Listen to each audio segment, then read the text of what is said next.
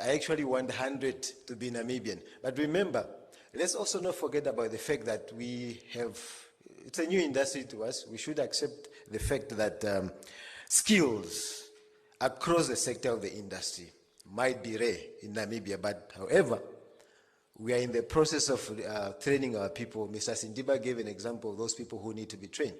But look at this now.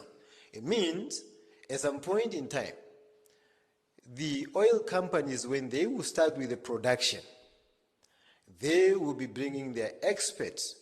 But the local content policy suggests that when you have an expert, must have an understudy who is Namibian. That at least we'll say that, look, within a period of 5 years, that specific skill that was missing must be transferred to the Namibian, that after a certain period of time, the Namibian will take over as the manager of that company, for example. Let's proceed. All right. And then, remember, how did we come up with that local content policy? If you look at the Article 100 of the Namibian Constitution, that basically now explain about the sovereign ownership of the resources. That article stipulates that every resource within the Namibian territory, for as long as it's within Namibian territory, belongs to Namibia and its people. So that was, we built that local content based on that article. And then, to add more muscle to that local content, we also have the Petroleum Exploration and Production Act of 1991. That explains everything, starting on the contract awards and how we want the government to own and how the local should also participate. So basically, that document that you have, it's built on something to give more power. It's also guided by those. Okay, and then that's how we came up with that now draft national upstream local content policy. In the upstream petroleum unit, under the office of the president, and of course under the leadership of Honorable Cornelia Shilunga, will be now the overseer of the local content and all aspects regulating the upstream industry. Okay, then when it comes to mission, the mission of that local content, we are basically now, we created a competitive international. It's created on the basis of the international competitive market. And then it must maximize the benefits of the Namibian. And again, the mission is basically just now, I've touched base on the vision, and the mission is just to maximize the benefit of the Namibian through workforce, provision of goods and services. Okay, and what was the rationale? I've explained already to say that, look, the major reason why we created that, number one, we want the government to control and own the industry. We want Namibians to own and control the industry. And remember, the challenge that we have as Namibians since independence is that we have been depending on import of energy from outside.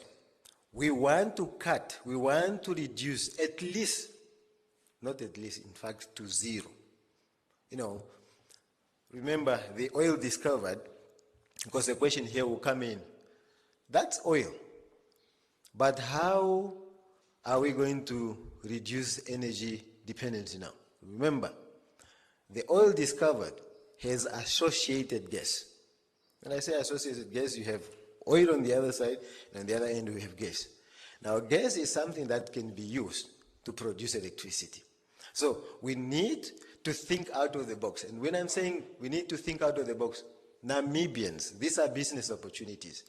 Go out there, look for partnership, bring investors to come and put up a gas-to-power plant.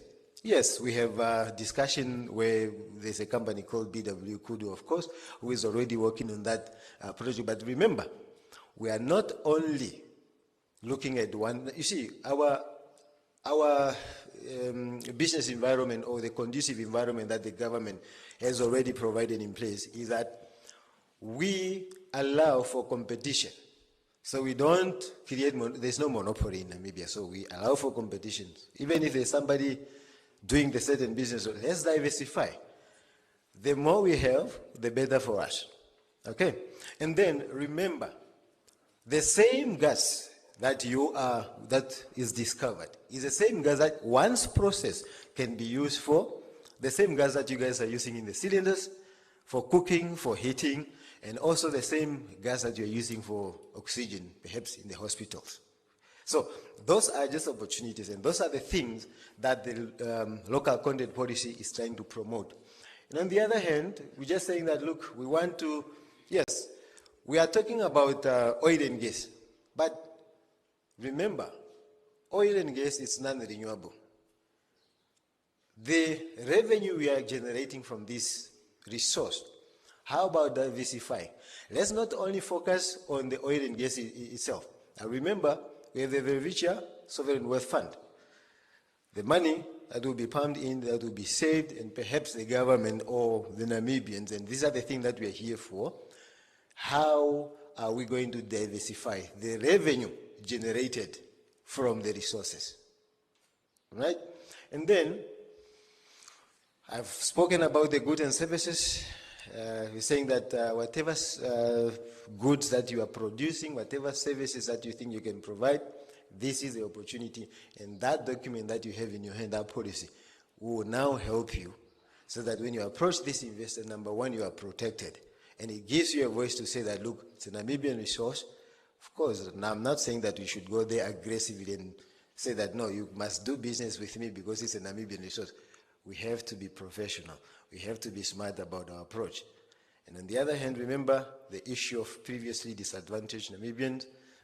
That is what we are trying to reduce with our policy at hand. All right? And our guiding principles. So, we want to create, we want the development that is impactful. See, we must be able, after few years into production, we must come back and, as proud Namibians, and say that, look, whatever revenue we have generated, how it was invested, have brought development that is impactful in the livelihood of the Namibian people. Right? And then, remember the oil and gas industry. It's high risk in terms of operation. Oil itself, as much as we know, it's very flammable.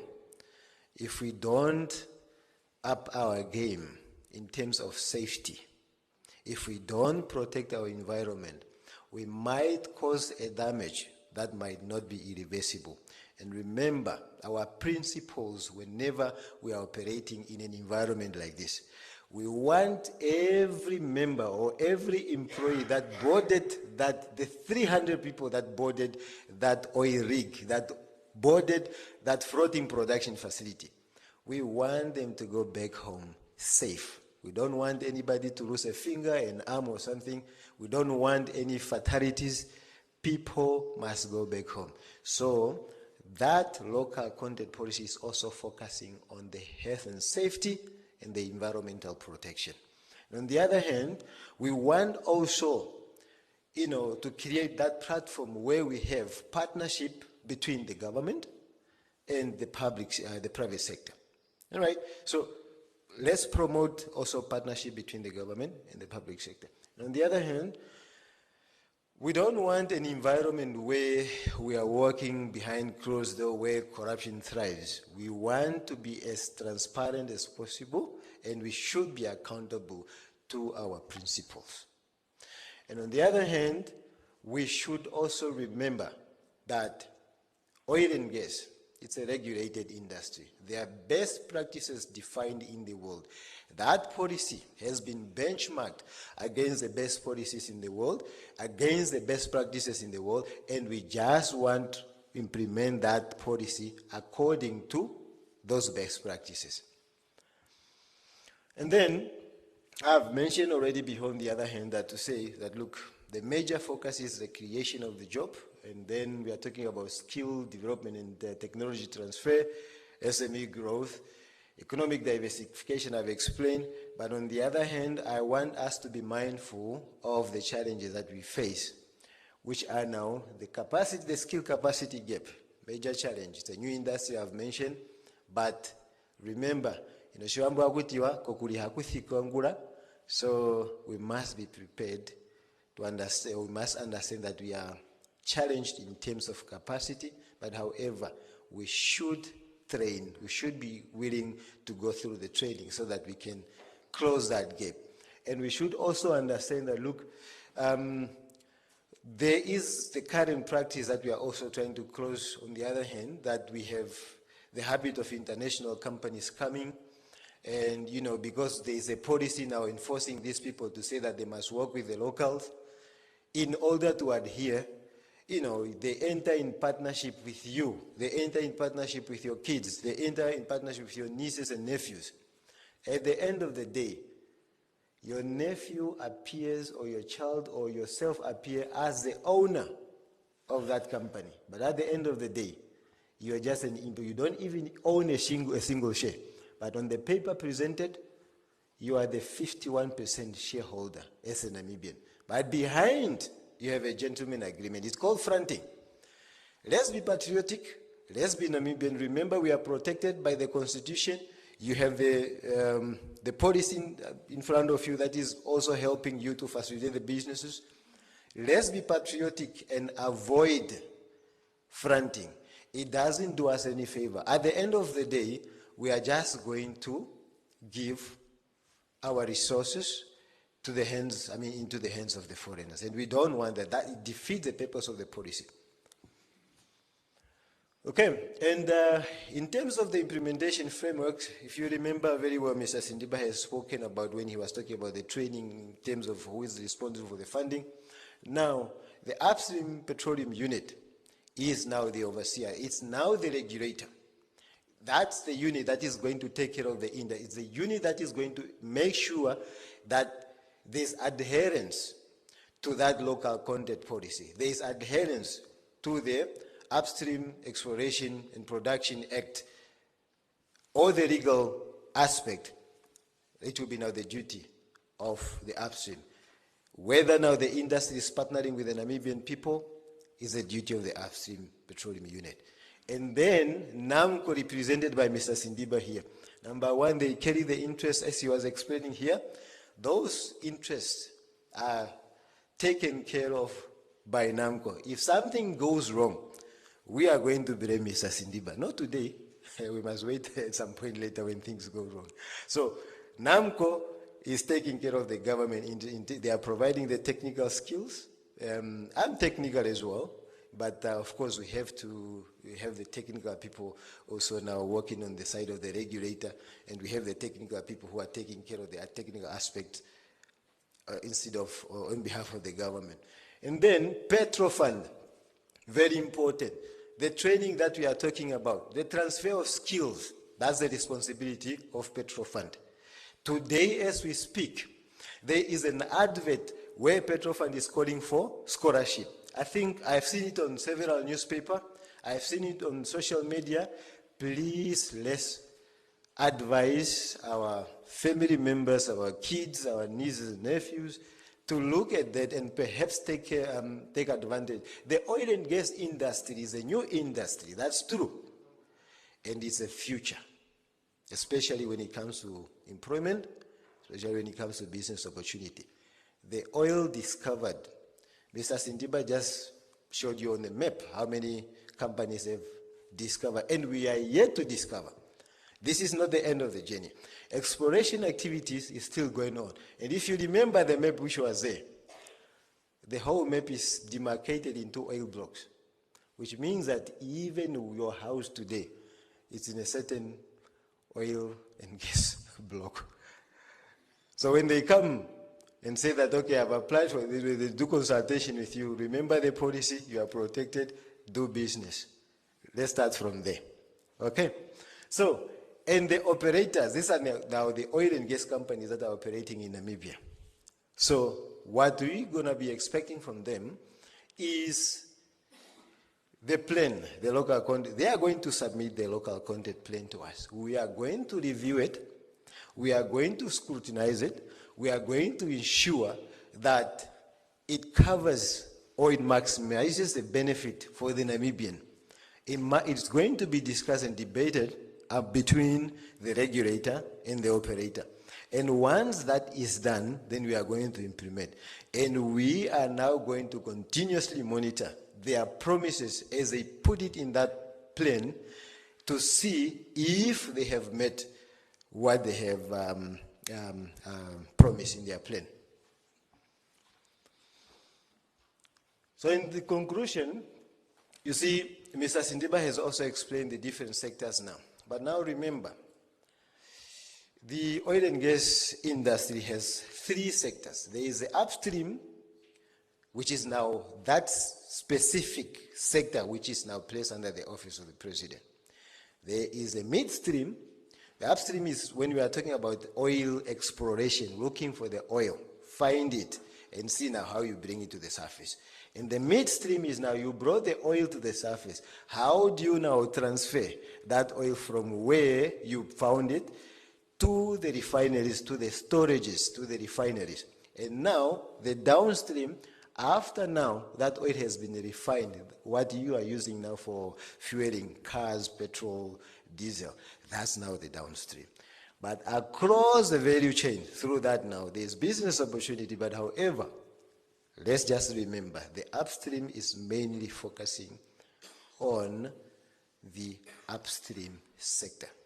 Midstream, perhaps also it can be part of it because there are some component that falls within as well.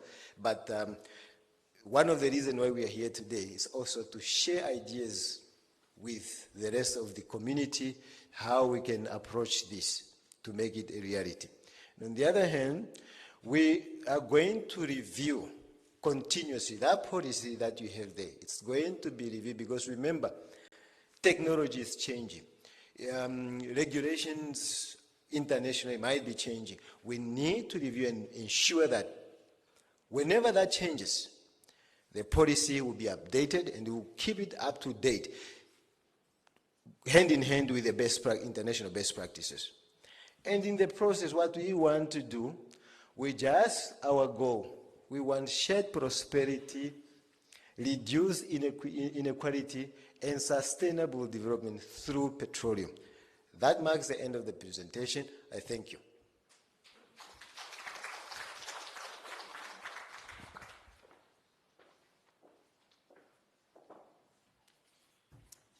Okay. Thank you, Mr. Makali, for that insightful information on the local content policy. Now it's time for questions, comments, if there are any, that I believe there will be. So you have the experts in the room, so feel free to ask your question. However, I just would like to remind us to be more focused on the discussion of the day.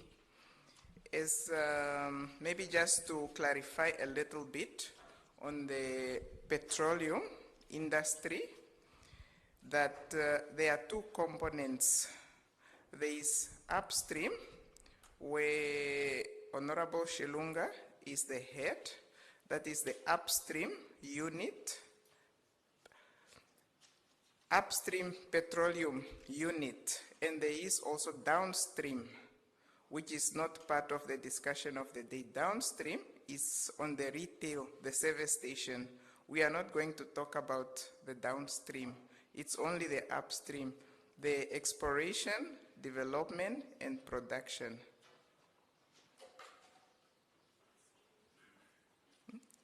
Excuse me? The midstream. The midstream, it's also not part of the discussion for today. We only talk about the upstream. Yes. Okay. Any question? There is a mic. If you have a question, you just raise up your hand and we'll bring the mic to you. You can direct your question to the presenter, or if it's just a general question or a comment, you can as well just go ahead. Thank you. Okay.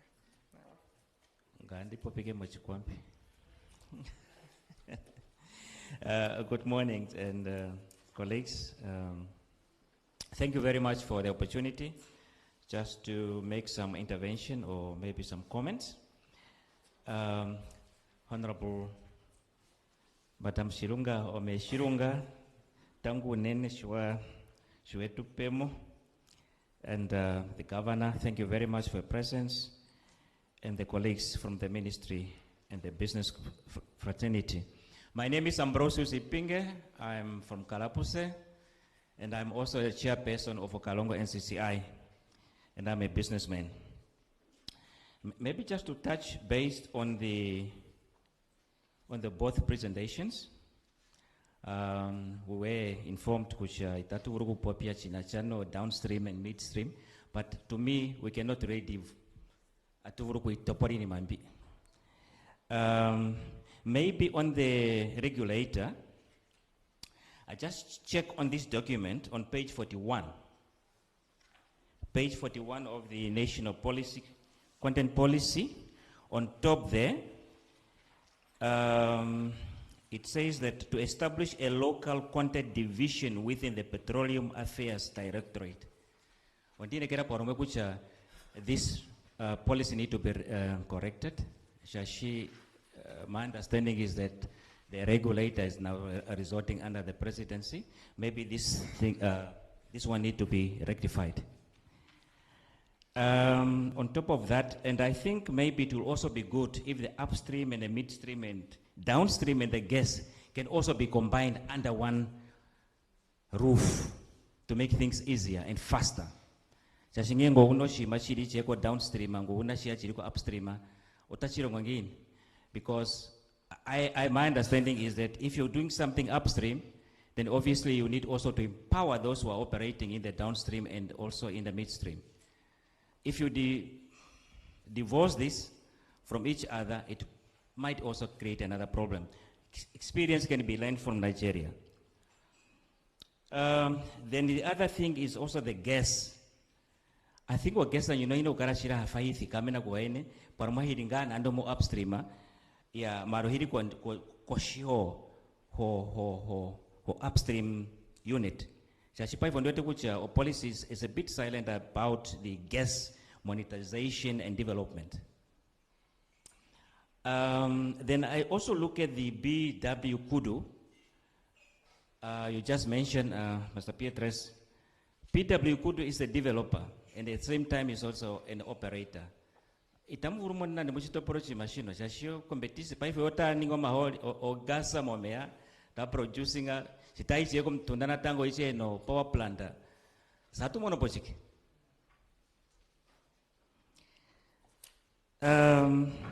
Then let's move. Move to Namcor. We need to think differently now. Namcor Paife, they are looking after the interests of the government in terms of shareholding and all these things. And basically they are also owning other EPLs. Mara, to change Namcor. How to change Namcor?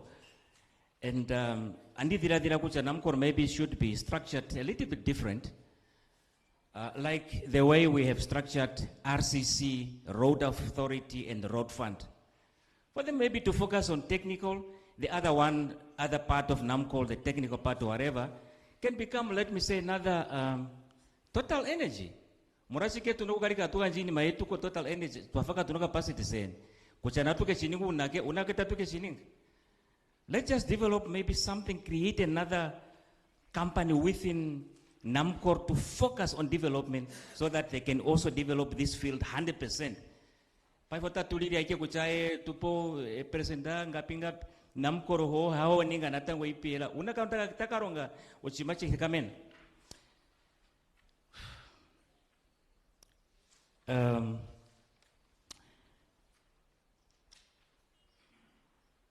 Then the downstream shanditire or downstream hapombiwa or papumbo storage facility, for example. A storage facility, you know, ne FPSO within Wadika and where shipper than what to poppy. Umurachike to no karikata didn't work on Murakita to didn't move. Shachinumba, who touching work or touching work, and that what touching work on Tufa. Nadia Mutudin to Karapa owning in my to say. Then I think within that maybe we also need an association, an independent or private association of Namibia oil and gas industry association. Jitahikare repana ga chef. Chasondu to kuchana ga chef ajika epompano. Ima katu vita kwa kuchini mota itingin. Marangengo tuno association ahetu. Pero me meshirunga te tukwa serenga kuchatu iningini. Hikare hakarera polera na ga chef hirika focusing ge oil and gas. Then the other thing is the foreign companies. I have also attended various conferences. Marondamone foreign companies, especially those are coming from, sorry to mention countries, Nigeria, Angola, South Africa. Anombanota grouping ane paifemba, they are grouping themselves. In Mabia to discuss it's already a done deal. And those guys, they have experience, right? They are Paifatura and a company in the Inima, we have a company in South Africa and overseas in Nigeria. How do we do these things or policy to setting up or industry to manufacture those valves, to manufacture pipes, to manufacture health and safety clothing and all these things? Or policy to mambi. That the Sindiba, you are taking too long. We can't wait until 2030, man. Please.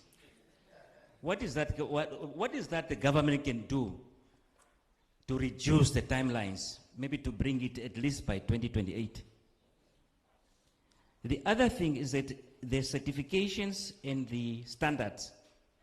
Everything that people do in this industry requires to meet certain standards and certifications. Or you need to hear it to kwathere monota to vuruku hapo to come on certification and standard. Thank you very much.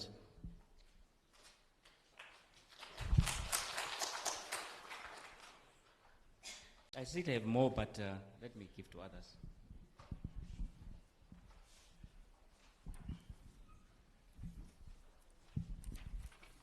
Good afternoon. My question is directed to Honorable Mayor Cornelia Shilunga.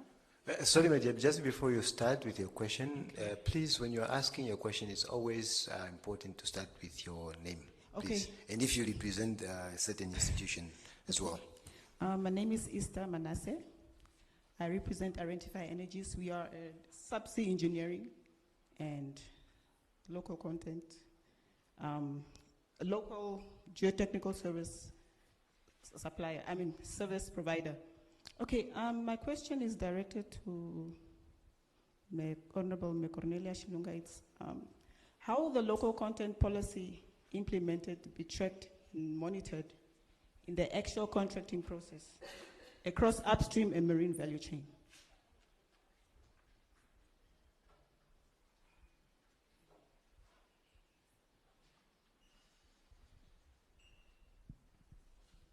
Should I ask again?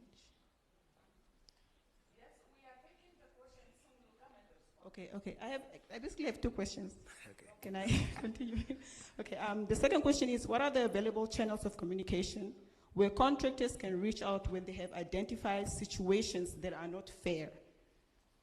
For example, knowing that a Namibian company has a capacity and expertise to do a job and now discover that such a job was given or awarded to a foreign entity.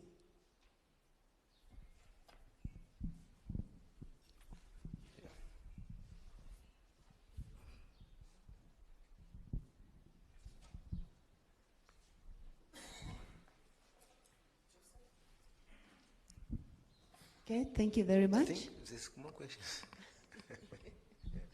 Thank you very much. My name is Juliana Heimbody. I'm an entrepreneur, and I have also worked with the Namibia Chamber of Commerce and Industry for 10 years. So I can speak on behalf of the SME as well. The good part is that I don't have questions, but I have recommendations that I think government can also do. Starting with the SME, which I've worked with for so long.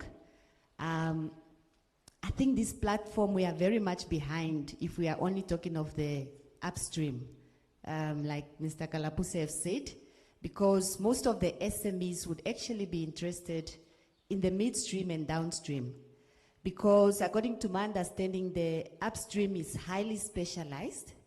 And if we have to focus on that, then we should really incorporate a curriculum special for the oil and gas industry in our universities, as in next year. We can't wait any longer. So if we are talking of a specialized industry, we need specialists. We appreciate that you have maybe identified certain people that you said will be under the training of the operators, but those people we don't even know from which region they are, because we would want every region to have a representative within this sector, just as you are doing the consultations. So we also want people from Oshana region to be part of the oil and gas, Oshikoto. How do they get involved? So I think if there's a curriculum in the university, anyone interested in this industry can apply, and then they get to be specialists also, because that's where we are headed, as I understand. We've discovered a lot of oil, and it's one of the best oil. So there's no turning back in this industry, unless if we don't manage it well. So that is one thing that we need to enhance, we need to upgrade our education system. Yes, we understand the VTC, what they are doing, but I honestly doubt that they will be able to operate these ships. These are specialized. They probably even have special bolts and nuts, not the ones that they are using at vocational. So we need the specialists to train our people at school. So that's one. The second one, coming to business, I've also attended a couple of, one in 2023, an oil and gas seminar in Windhoek. I think it was the first, I'm not sure, one of the first. It was for free, that's why I attended. I wanted to attend the second one. I had to pay about 17,000, which I doubt my SME will pay. So that's something, somehow it's irrelevant, especially for SME. I also didn't go. 17,000 is a lot. I know it's good. It's very good. We need to invest in ourselves. It's a good thing. But sometimes people are honestly, they want to, if I have to pay 20,000, because I have to travel from Windhoek to go to Windhoek. Yes, he's my witness. These are true things. I want to come with tangible, something that I feel, yes, I have a deal. But as you enter there, like Mr. Galapuse said, all these Nigerians, all these Arab people, you don't understand the language. You don't even understand what they are saying. They are speaking another language, and they are positioning themselves within the midstream and the downstream, while we are still at the upstream. So by the time you do consultations at the midstream, these guys have already signed up deals. People were signing up deals there. They had pen. They were busy having serious discussions. And some we asked, what do you do? They are into distribution. They want storage facilities. They are already preparing themselves. So I think we are lagging behind. We need to have this engagement. And we must also, these operators or as service providers, we need to have a specific also content for SME. Because there are big sharks in this country as well that SME cannot compete with. It's all about affordability, and the oil industry does not compromise on inefficiency. So you have to be capacitated. If you have a tender to provide food, they want their food on time. They want the balanced diet that they require. So if there's any shortfall, it's costly for this company, and usually they put their cost on their service provider.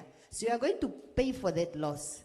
So it might also be a case to you, a service provider, if you don't adhere to what they are telling you, these businesses or big companies. So the likely people that have capacity are the big institutions, not SMEs. Unless that local content specifically for SME can impose some laws that you have to carry a SME. For you to get this tender, you must carry at least 30% of SMEs. SME must be pulled. We can't get there on our own. We need to be pushed. And then in the process, we gain experience so that we can also qualify to bid and capacitate ourselves. Because the banks will also ask, you know, we can't give you 20 million for this because of ABC. This is a normal story for SMEs. So we need to be pushed. So those are just the two suggestions that I was having. No questions. Thank you.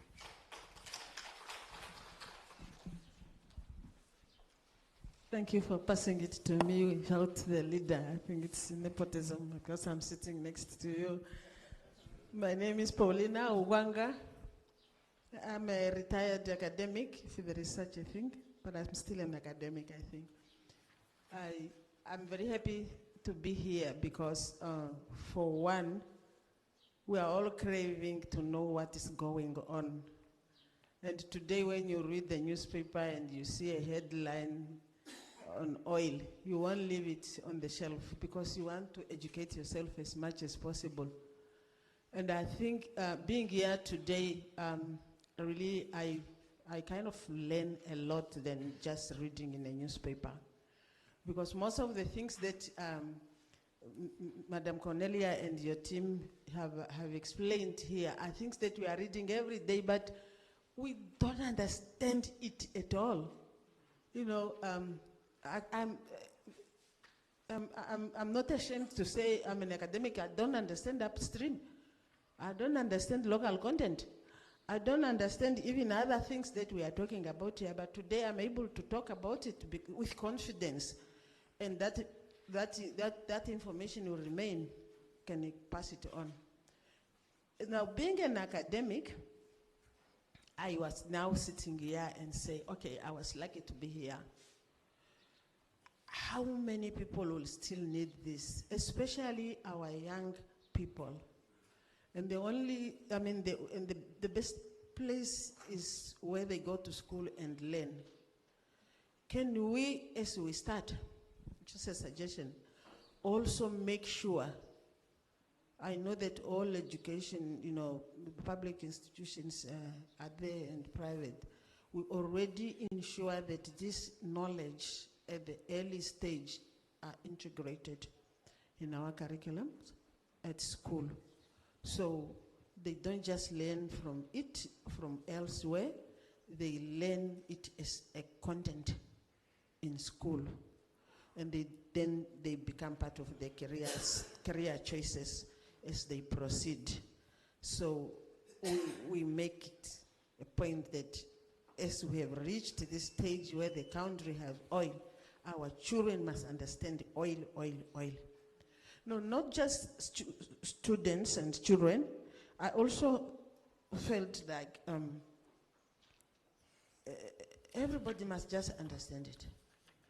Our communities, you know, in a language that they understand it. Oil, oil, oil. Not just that if you spill it, you'll burn. But it has become part, it will become part of our economic activity, and therefore, at one point, I wish to see flyers in Oshuambo, Rukavango, whatever, talking about these things so that our own people who don't have chance to go to school also understand what is going on, because we are talking about it will never go back. You know, it has come to stay. So that when the society is educated about a new strong economic activity, we don't become like, I don't want to mention names. Our neighboring country, for instance, have oil. but how much do they understand the real value of it? And that's probably why they are doing what they are doing with all, you know what's happening here nearby. It also part of education, of societal education.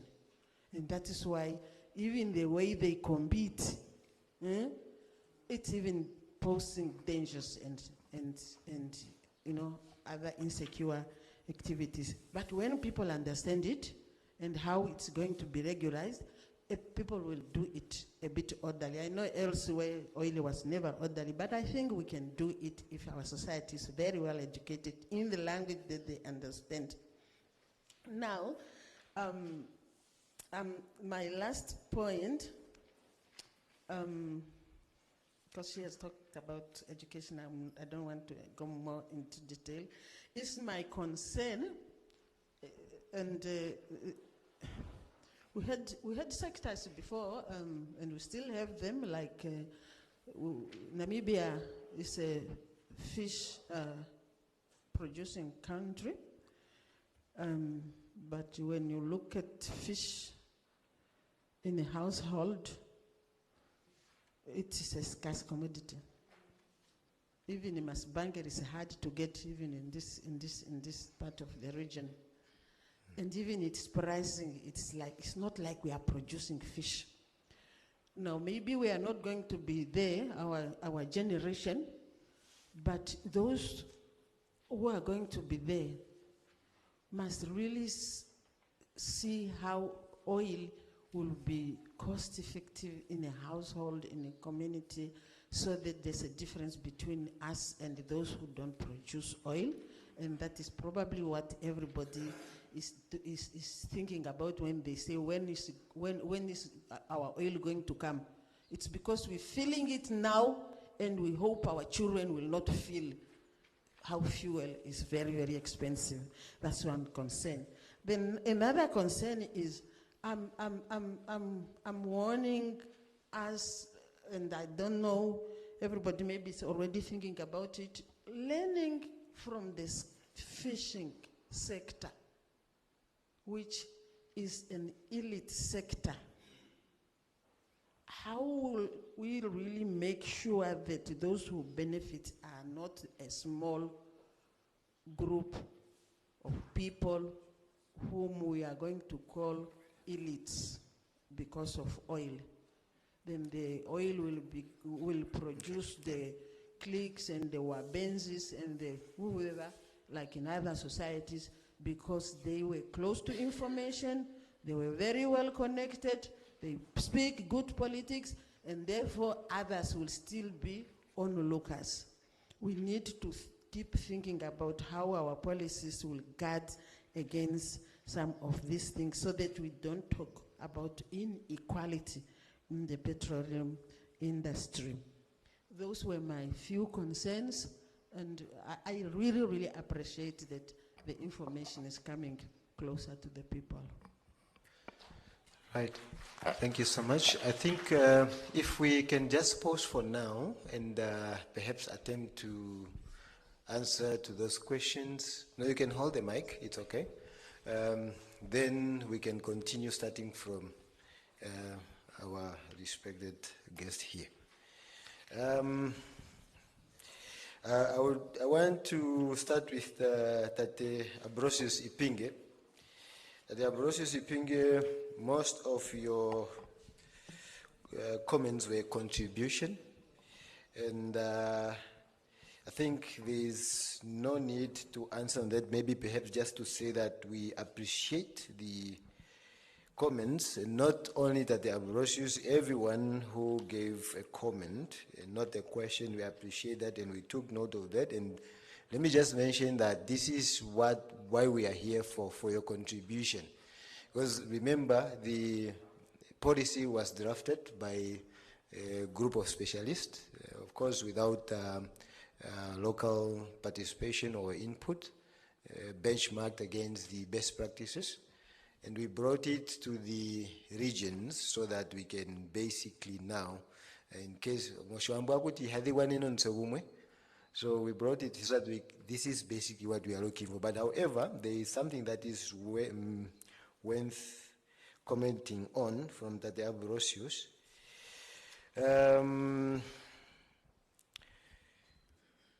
The BW Kudu, being a producer and the owner of the power plant, it's a very good observation there.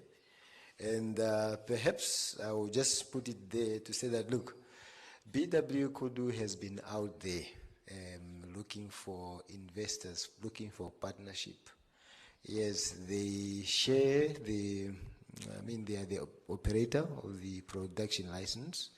And one of the reasons why they've been, taking sometimes to reach FID is because they've been looking for partners to share the risk. However, perhaps I'll just put it there to say that this is also a business opportunity, but let's also be mindful that some of these opportunities, they require some kind of financial muscles. Yeah, there is no restriction. If you remember, the policy promotes public or participation by the Namibians, and that's basically what we are looking for.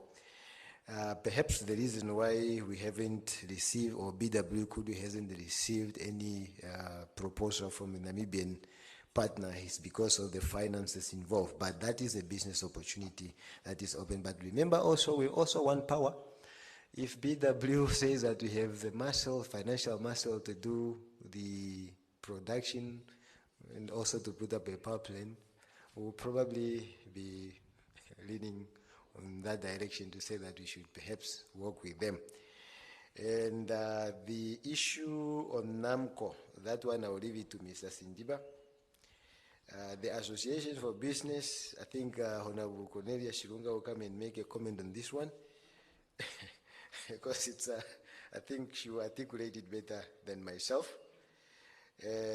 How do we make sure that we become a manufacturer? Remember, in the presentation, I've mentioned that we also want technology transfer. We should acknowledge, and I've also mentioned, there is some gaps that we really experience in the country.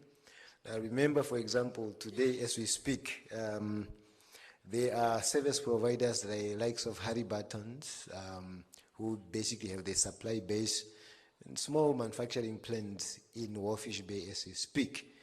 But remember now, manufacturing, they are using the raw materials that are perhaps imported from somewhere else. I can give you an example. Harry Button, it's one of the companies that focuses on, is it cement production, Mr. Sindiva? They do cement production? Yes, cement and mud. And the components of that mud is one of the minerals that can also be found here in Namibia, which is called barit. It's somewhere out there. However, somebody perhaps need to do an exploration. That's now the mining. And you find that, and they perhaps have to test it. If it can be proven that that's the quality that they want, that's one of the business opportunities. But however, what we want, technology transfer. Instead of bringing that raw material to produce the mud and cement, we basically want to bring those raw material, or to produce those raw materials here. And we want the technology, because remember I said oil and gas is a non-renewable resource. It might deplete, but having that cement factory already in place, by the time we run out of oil, overproduce, perhaps we can now revamp that cement factory to produce something else. The technology should remain in Namibia. They should not pack up. So that is, we should really acknowledge to say that, look, we have a challenge, even on some of the minerals that we are mining here in Namibia. We don't produce them yet. It's now at this stage when the government, through the Ministry of Industry, Mines and Energy, have came up with a regulation to say that we don't want things living in the raw form. We want them to be processed here. And we hope this will be also the preparation for the industry, that when they transfer the technology to us, then we'll be able to maintain and run the technology. The purpose is for those people to spend their money, then they leave it here, so that we don't spend a lot of money here. Certification standards, yes, we are working, trying to find out how, because we know the issue of certification which is basically a major challenge in the oil and gas industry. It's a specialized industry, and those companies, they always tell you that, no, you don't have, you are not certified to provide this kind of services. But like I said before, we will see how, in suggestion, maybe perhaps also looking at our entrepreneurs to perhaps outsource those certifying powers so that we can be able to award the certification, and so that to put our people in the category that they can meet the standard to supply the industry. Meme Esther Manasseh, I think yours were also comments, and but there was a question on the channel of communication, and I think that one I'll also leave it up to my principal perhaps to articulate better when it comes to that, and perhaps also to attend to your first comment as well. And then I'll go to Meme Juliana Haimbodi. Your comments also accepted, and I just want to make a comment when it comes to the conferences. I know what you are talking about, and I feel you. However, I also want to put it out there that most of these conferences, especially that oil and gas conference or the energy conference that you attended, this is, I should say, it's a business opportunity that was brought by an entrepreneur saw a gap, copied a certain business idea internationally and brought it to Namibia. It's not the government initiative. The government only, give them support to say that, okay, you are welcome to bring in the exhibitors all over the world to come and showcase their businesses. And yes, we understand the concern of, when you say that people are talking about midstream and downstream issues. But if you remember from the presentation, the upstream petroleum unit is basically a regulator. Perhaps we should just take note to see how, perhaps maybe based on the suggestion to say that we should marry the 2 or the 3 sectors. It's a topic that is open for discussion, and perhaps we should say that we take note of that. Pushing the SMEs, currently the government has already started now giving the awards, not necessarily now for oil and gas, but helping the youth to become entrepreneurs. Oil and gas, we are still not producing, and looking at the fact that the government has come up with that initiative to give such awards, perhaps we'll say that when the real topic on production, when it's start, perhaps maybe the government is just going to expand now to say, okay, there is now the newly oil and gas industry picking up, perhaps we should now increase the fund. I'm not saying it's going to happen, but seeing that the government has started already with that initiative, I'm sure we're in the good hands in that. Meme Paulina Uwanga, your comments, those were good comments, and I'm sure we will take good note. I think maybe I should just give to Mr. Sindiba to highlight on the NAMCO issue, and my principal, Meme Shirunga, to answer or to shed some light on some of the comments as well.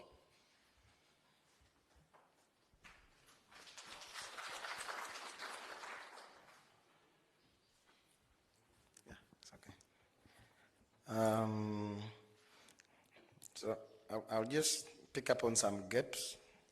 Okay, so I think there was a question, a comment on gas monetization and development does not appear in the local content policy. Okay, so I think my comment to that is, because oil is easy to sell, when you get it from the ground, easily sell, most operators are likely to prioritize selling the oil. The gas, it's a little bit difficult because you have to get to the market. We have seen the issues surrounding the kudu, which we have explained. So because it's a small resource, for example, for Kudu, that volume, no international company would want to make it LNG. So you cancel LNG out, which is the major trading of gas. So then let's look at the domestic. It's power. But before you produce power, you need to have a power plant. Again, I think you touched on the idea of BW constructing a power plant, or NAM Power, or whoever is, or a private person. I think there are conversations outside this, but I do know of what are the challenges in terms of power production in the country. So I think this is an issue of who regulates. ECB is there, NAM Power has got a role to play, who issues the license.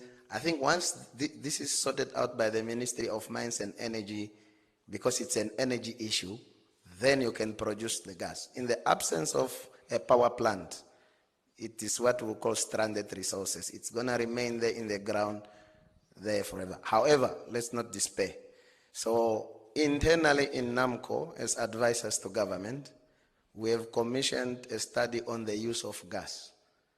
And we have gotten some other experts who've advised Guyana, Trinidad and Tobago, and we've benchmarked and we said, okay, we'll get a specialist who will tell us, if you have this amount of associated gas, what are the opportunities? Some which comes to mind are exactly that, power production, because it's now big volumes. You can think of a regional power production in SADC or something like that. But again, there's an issue on transmission infrastructure.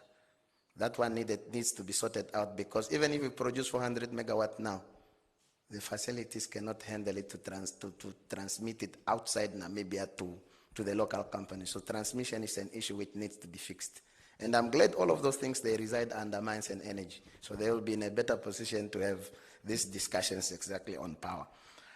Unfortunately, for BW case, because of the tragedy that has been taking longer to produce the power, they decided, let's be generating the power ourselves, because we don't have a partner who's going to help us to generate. But it's a topic for another day, but it's a good observation. Now, NAMCO holding the interest of the country, maybe propose some governance issues, restructuring, keeping it a field so that upstream can operate like Total Energies to the extent that they can also be able to take care of producing some of the field on their own. I think you touch on a very good topic. This, in our revival strategic planning, the ideas are, how can NAMCO become like Qatar Energy? Qatar Energy started as an international company locally, but are now in Namibia partnering big majors like Total Energies, Shell, and they participate themselves. They even pay from their pockets. So the idea is basically, it's a good idea, because usually you don't want a person who is running, for example, a refinery to be the one who is running an FPSO. It doesn't work. But those are welcome ideas. I think you are vibrating at a higher frequency. You understand how these things are actually working. I think I'm glad that you picked that up. Of course, NAMCO has also been awarded some interest of its own. There are blocks that it has, some of them 67%. But because we cannot drill on our own, we need to go and farm out and bring in an experienced company that can assist us in terms of funding as well as safety. Because to drill your first well is not very easy on your own. You need somebody who has been there to incubate you for a smaller period of time. Perhaps after five years, you can go at it on your own. But I think we want first, let's produce, and then from there, we can do trial and error. At the moment, if we try, we can make a big mistake, then you close us and say, you see, NAMCO, without the competency and the skill is a problem. But I think it's a good conversation. Then I take note on some comments of foreign companies masquerading in Namibia, and I think this is where we have to be very careful. So if you are a Namibian and a foreign company comes and say, I want to partner with you, pretend that you are the local Namibian company, I'm from Nigeria, I'm from Angola, I know how to supply you valves, I know how to supply this kind of equipment. Let's just go to BIPA, we register quickly, and then you stay away and I'll be the one who's running everything. This is a serious issue, and it's what we are calling fronting. And in the implementation, I hope the regulator will be able to pick it up to see, is fronting something that is real or is it perceived? But I take note, because they have learned from local content already in their country. That means they are now capable of doing these things because they know suppliers from outside. But I think, I'm just picking it up that we even understand ourselves that there are people who are coming into Namibia so that they can try to look for these opportunities and might use some of our fellow colleagues. They may not even have an office to employ one kid who is a secretary. It is a tragedy if we ourselves, Namibians, will allow to be used in such a manner. So I think it's a society issue that we have to also look at our own selves to reflect and see what we can do. Let's do real business as opposed to being used. I think there is an issue on local manufacturing. Just to develop some of the information. So the companies that we think are likely to build our ships and all of these things, we are not sleeping. We are forcing them and asking them. When we visited Angola some time ago, we found a yard where they fabricate these things in Angola. And some of those elements, I know them, they are called flow lines, risers, and things like that. I was amazed. So I thought, how did they do it? So basically, that investment comes when the companies that are awarded contracts, the subcontractors, those companies then get together and say, why don't we put up a facility, since all of us will require steel? Does not matter whether your steel is a different tender, or all of us who require steel, we put up a local facility. Then we take, let's partner with your VTC, take Windhoek VTC, Vanombola, whichever VTC, we come together, we change your curriculum so that your welding is not simple welding. It becomes targeted welding, which can be certified. I'm glad you talked about standard and certification. People can be certified as proper welders that can weld offshore. In this conversation, we are not sleeping, because sometimes it's very difficult to convince these people. You are telling them, if you don't include this in the plans, it doesn't look like real local content. But we are there making sure everyone from the top, the FPSO, there are other contractors who we call SAF people, there are those who do valves, there are those who will be doing the drilling, putting them together. Propose a robust local content. Because one of the reasons we are doing this is, you ask a very good question. Why can you not reduce the timeline to 2030? And this guy is telling me, for me to manufacture one of these things is going to take me 2 years. Can you give me the contract already? Now, we are thinking, oh, we cannot give the contract now yet. But the conversation are there. I think we can't reduce any further. We've asked for, other people have taken almost 10 years to do this, but we've asked for a reduced package. And we think we are there in terms of the scheduling, and I think we are there in terms of the costs, and I think we are there in terms of localizing some of those things. But unfortunately, these are what people say confidential things. I can't really give you more details into the nitty-gritties. But we are not sleeping. We are thinking about it. I think when you bring it out there, it also motivates us to say, people have spoken, so please consider these kind of things. I think then on certification and standards, I think he said it. There was a question that was directed to Meme in terms of, I think, from the geotechnical and subsea engineering companies. I will just touch a little bit on the contracting strategy, but she will add more. So currently, observations are international companies are colluding so that they give to their subsidiaries or people that they like to work with from somewhere else, right? But we were in exploration. If you are in exploration, you cannot control a lot of things. You drill for 1 month, for 1 month or 3 months, you leave. It's difficult to hold anyone accountable. But in production, this is now the time, because in this time, these people will be here for quite a long time. So let's say in this example, we are going to drill about 40 wells. Can we really allow on 40 different rigs, one contractor, to do geotechnical surveys, for example?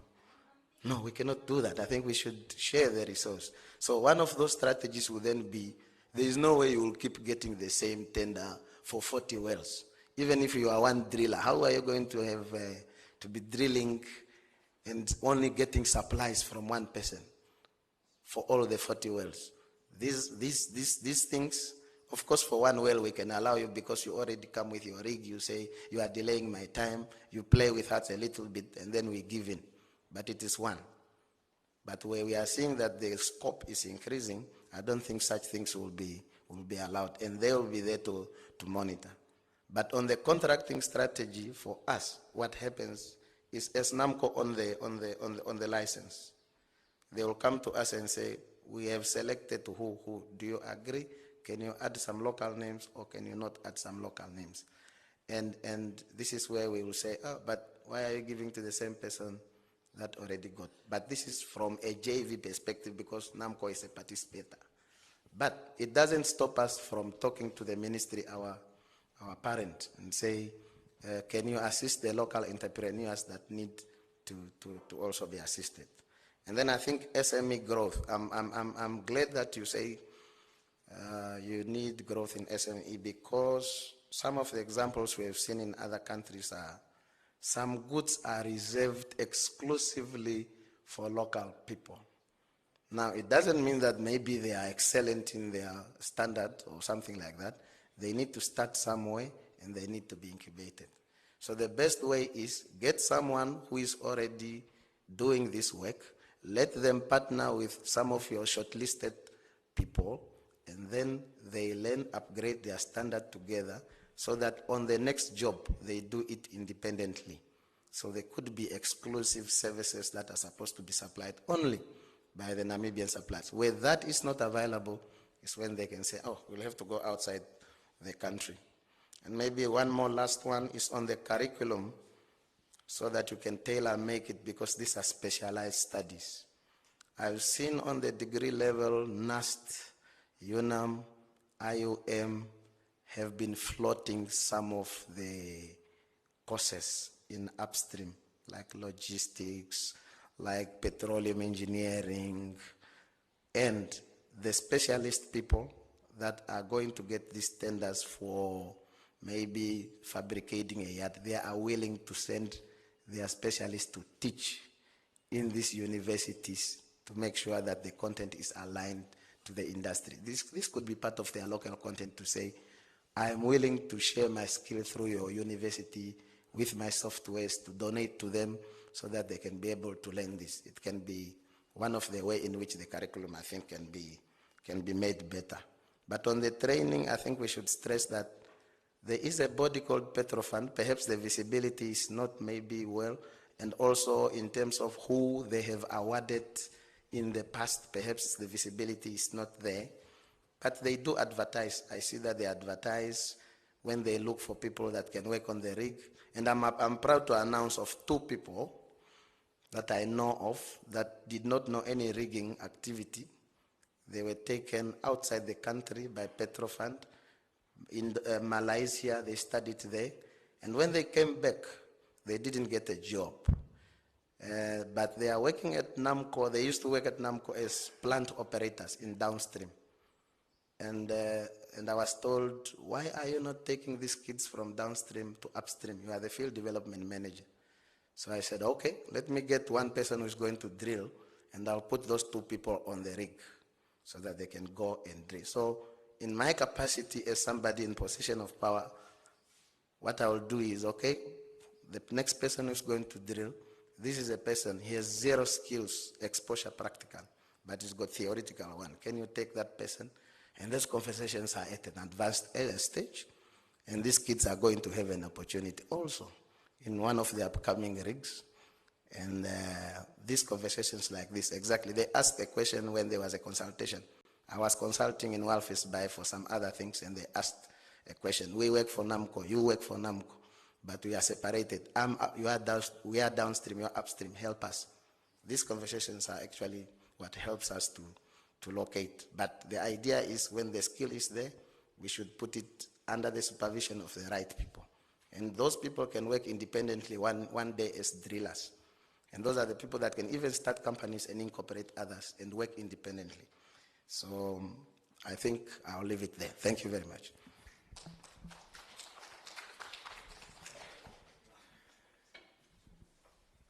Thank you very much. I just want to respond to some of the few observations that you as an audience have made. But I really want to appreciate and thank you for the constructive questions and comments that you would not even expect to come from the audience that you call a community of a certain region. If you are talking about subsea, FPSO, and I can really tell that Oceania region has got really people that can get into this business. Having said that, I would like to, I want you to make you, Wanga was just talking about now, how about those that have not attended this meeting? How will they understand? I want you I want to make you understand now so that you can also go and tell others. So that when you go back home, you are also geoscientists. Huh? Yeah, so if you look at that picture on the board, there is upstream, there is midstream, there is downstream. And I want to give an analogy of the people that goes komaungu. Anushata vai komaungu. Muditeko. Ngengo vanota vai komaungu mo upstream atuchi anota ikende tari kolo maungu ndetatura meshako. O upstream ayo. Ndesho maungu ta joko ta koshwa. Ndeta transportingwa. Akoswa nawa ndeta transportingwa. Otulimo midstream. Esha atu yako downstream aturandi fake. Kwa avatarongi fo maungu na avatakari o maungu. Muditeko. No mahori oshonga. Kwa upstream kunyano tarongo iko mahori kwa kufake atu choko shirambu. Kwa kufake medunda ataita kontunda. Poka chopo ota inengengo tuna nengeno refinery oshidindifo ota dindwa ota transporting bata farwa kweno kukarantifwa. Koko kukarantifwa penine okay service station or downstream anoyo kafatulule nyuta. Okay, very good. No, thank you very much. I just want to respond on the questions. I would not really want to go on one person from one person to another, but I would like to answer in totality to say, yes, we are saying we also want to manufacture goods that can be used by the industry. We want to manufacture pipes, we want to manufacture the protective clothing, we want to manufacture valves and so on. Yes, it is true, we understand, but we must also understand how to make a distinction between the roles the different government institutions play. For us, we are for oil and gas, but when it comes to manufacturing, you still have to go back to industries. The ministry responsible for industries, mines, and energy. That's the ministry responsible for manufacturing. I wouldn't want to allude really into manufacturing business because that is not our role, but it is something that we can take up and take to the responsible ministry. Then we come to education. there is a proposal that can we get all this information or the knowledge that is needed by the industry in the curriculum? Yes, we have already started. We have already started to engage with the institution of higher learning. UNAM is one. As of now, we already opened an institution that is in Kietmans, funded by a company that is a service provider company in the oil and gas called Halliburton, and they have already started. We have already started to send young people to that institution for them to start learning about oil and gas. And as someone was saying, I have also just learned, remember when the president informed the nation that oil and gas is going to resort under her office, she also alluded to an industry being new in Namibia, and that we are all learning. So in the process of learning, we are also starting to implement some of the processes that we need for the development of this important sector. So we have already started with that institution, but if you go to various institutions, you might also just realize that they have already started introducing careers and subjects that have to do with oil and gas. The other thing is the Petro Fund that my colleagues were talking about. Petro Fund is that fund that is responsible to fund for courses that can train our geologists, our geoscientists. Joseph and Mr. Sindimba, they are the product of Petro Fund. And we have already the application forms. I have just realized that Honorable Governor have not received these application forms, and we make sure that you receive them and get them so that they can be distributed to various constituencies, our young people to start applying for those courses. As I'm saying that we have already started, now that we realized that these skills are very important, they are already necessary, we have already engaged with the neighbors.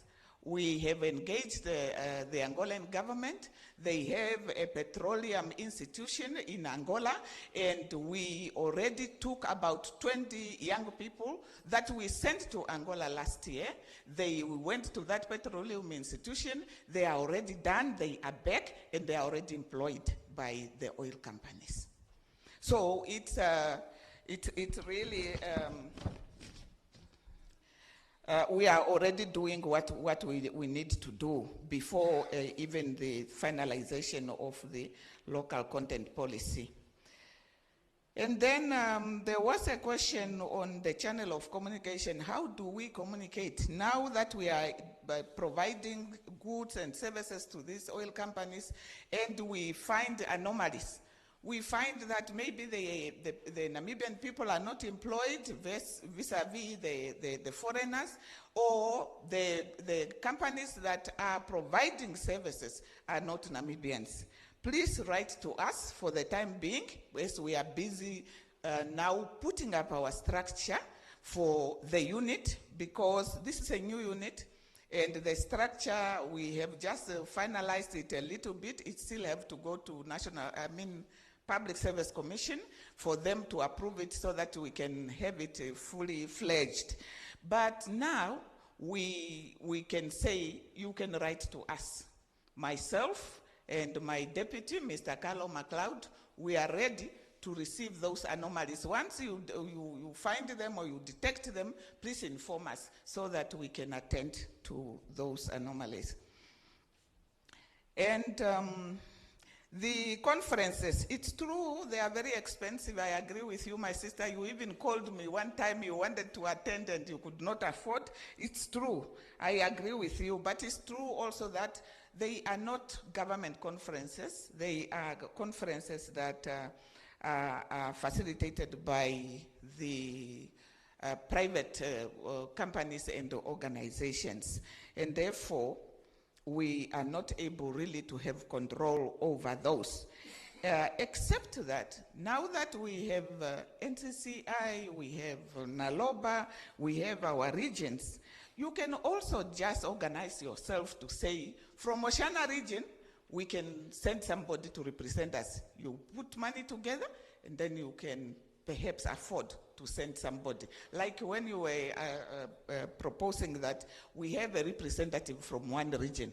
If you can just get somebody that can be a representative of Oshana region, and then you contribute so that somebody can go there and represent the region and come back with information. It is really good information that happens in those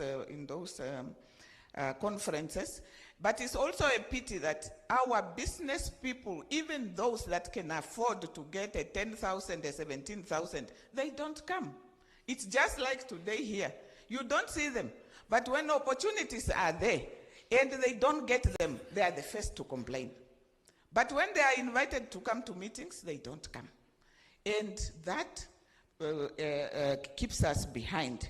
We really need to get to the platforms where information are shared so that at the end of the day you are able to answer, ask questions and get your answers and be able to get the opportunities as they present themselves.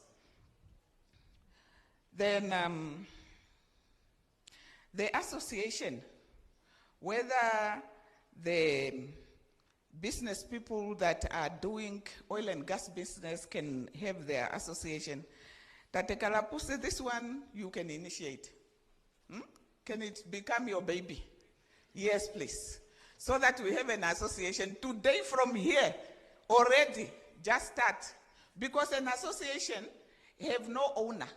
It's not government, it's a private association for a community that feels we need to have representation at a certain platform. So my dear, get all this. I'm already seeing business people here that are working in oil and gas or that are doing business with oil and gas companies.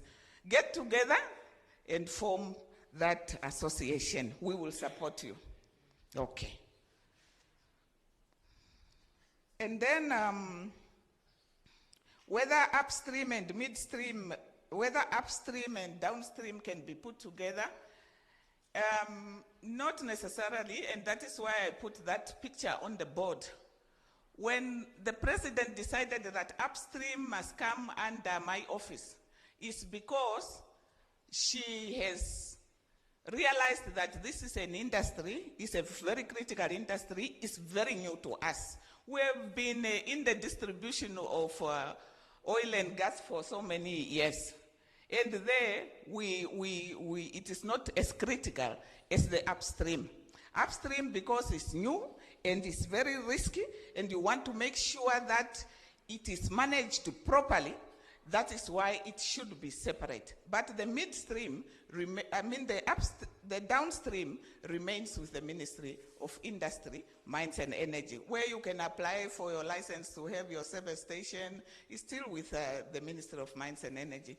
And for now, because we are just being established as a unit, and we are also just establishing ourselves as an oil-producing country, we better have it separate for now, so we have enough concentration, we are accountable, we are transparent enough, and that we will be able to deliver as expected by the Namibian people. I think that is basically it. Have I left something? No, not really. Yeah, then there was a question on how local content will be implemented across the value chain. In my speech, Madam Manasseh, I have alluded to oil and gas companies expected to put up plans. Each and every company is expected to put a plan of how they are empowering the Namibian people. That plan is what we are going to monitor as a unit. We are going to monitor them. We are going to find out and to ask them to give us their plans. Give us your plan. How many Namibians are employed? How many services are being provided by Namibian companies? And how many students have you trained, for example? and how many platforms that were created for technology transfer and all that. And that is how we are going to monitor, and we are going to hold them accountable according to what they have submitted to us. Thank you very much.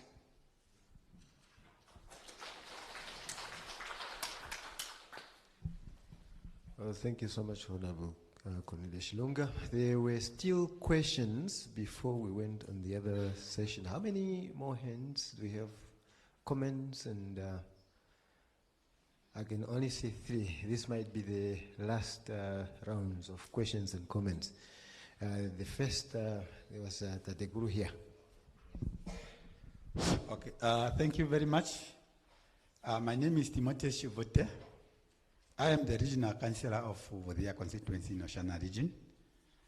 I would first want to comment specifically the team headed by Honorable Shilonga, just for having presented a quite remarkable presentations. We have really tapped a lot of wisdom. I may even say this is an eye-opener platform, and we really learn a lot for that. In addition to what I have said, I just want to once again extend my sincere request toward the team in the sense that I can clearly see that on this policy, the 2 ministries, the Ministry of Education, Arts and Culture, and the Ministry of Higher Education, Training and Innovations are being made as part of implementation of this very important framework. It is quite clearly stipulated on page 42 to 43, whereby we are fully convinced that you will keep on guiding these 2 ministries to see to it that the issue of curriculum is being enforced in our schools, so that our young generations will just end up clearly capacitated, or rather given a knowledge on the issue of oil and gas. Yeah, but I also have a concern, because when you look at these 2 now, oil and gas, they are critical aspects, if I'm to put it that way. Because I personally compare them with a human body. You see, a human body can be treated by various experts. You find you have a dermatologist, we have a dentist, and many others. The list is endless. Therefore, we think the oil and gas, they also need to be treated that way. So that our youth can really be tasked and sent to higher learning of institutions where they can clearly be capacitated with that knowledge. Yeah, I think that one is clear. Yeah, I now only have 2 last points to raise. The second last is on employment opportunities. Yeah, we are very much thankful that the team is currently busy touring the whole country from region to region. Yeah, now we are also very much happy that there will be some applications that are going to be sent to governor's office, so that they will be also channeled to constituencies, so that we can give them to our youth there. Obviously, they are listening, and these people, they will be on our neck asking for these application forms. But then, on the issue of employment opportunities, we fully believe that the skills in terms of employments are being categorized in different categories. We are talking of skilled, semi-skilled, and unskilled. If I'm to put it that way, yeah, maybe if these opportunities may also arise when the employment opportunities may arise in the industries of oil and gas, maybe we need also to be consulted, like the way this team is currently busy consulting the nation from one region to another region. And the very last one, I just want to ask if we can possibly be given that the soft copy. It is really quite interesting. Yeah, and even in this policy, some of the people I understand they have it. I also received this one today, but by the look of it, it does really entails a lot of important information, and I thank you. Thank you, Honorable Counsel. I think there was a hand there. If you can just pass on the mic behind. Honorable Counsel, you're not supposed to stand up. You're just supposed to give the mic. I think, Honorable Counsel, before the question is able, Ministry of Education, I think it's now just one ministry. It's no longer two ministries. Okay, I think because that policy was created before, that was 2 years ago. Okay, no, sorry about that. Yeah, we will rectify that. Okay. Yes, you can. Thank you, sir. Okay, thank you. My name is Simon Abbott. I'm from Nored. But as I'm going to pose my question, Honorable Governor and my former minister, Meme Shirunga, my question will be based on myself as a citizen. Yes, my first question is on this policy as it was presented. I have tried to observe the provision which is talking about the subsidiary of the fuel or the oil, even though Meme Shunga said the upstream is only the one that we must focus. I think Mr. Ambrosius have just said it's clear that they are a bit interlinked, so we can't differentiate between the two. So my observation is that maybe we can have a provision that is looking at subsidizing this price of fuel, because if you talk about the issue of the Angolan fuel, people are not going there because of they want to go there. I think they are attracted by the market price. So from that higher table, if we can have something like that in the policy, I think it will help us just from the initial stage to look into subsidizing a bit, then we can help our community to have a better price of fuel. Yeah, the second point, I was looking at the transparency that was highlighted by the presenters there. Both of them, they talk about transparency. And then I was just looking at reviewing myself where I remember viewing the video by Honorable Ifete. He was mentioning about the mining entity that is exploring our diamonds. And there seems to not to be much monitoring.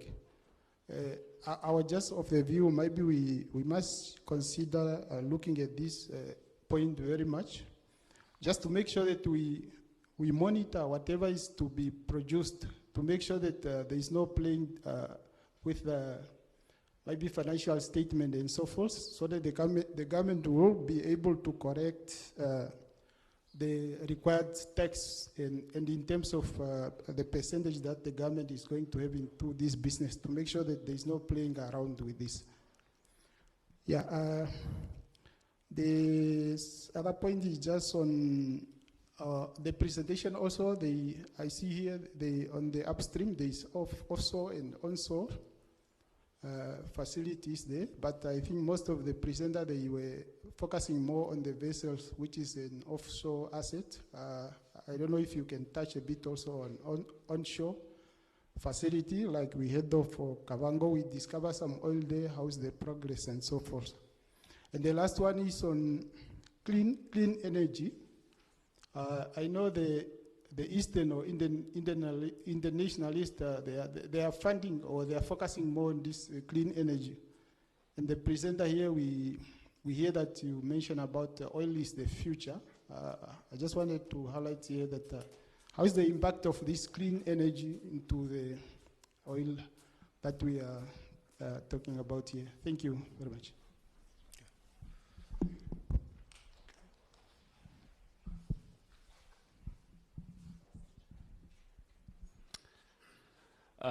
Thank you very much for the opportunity.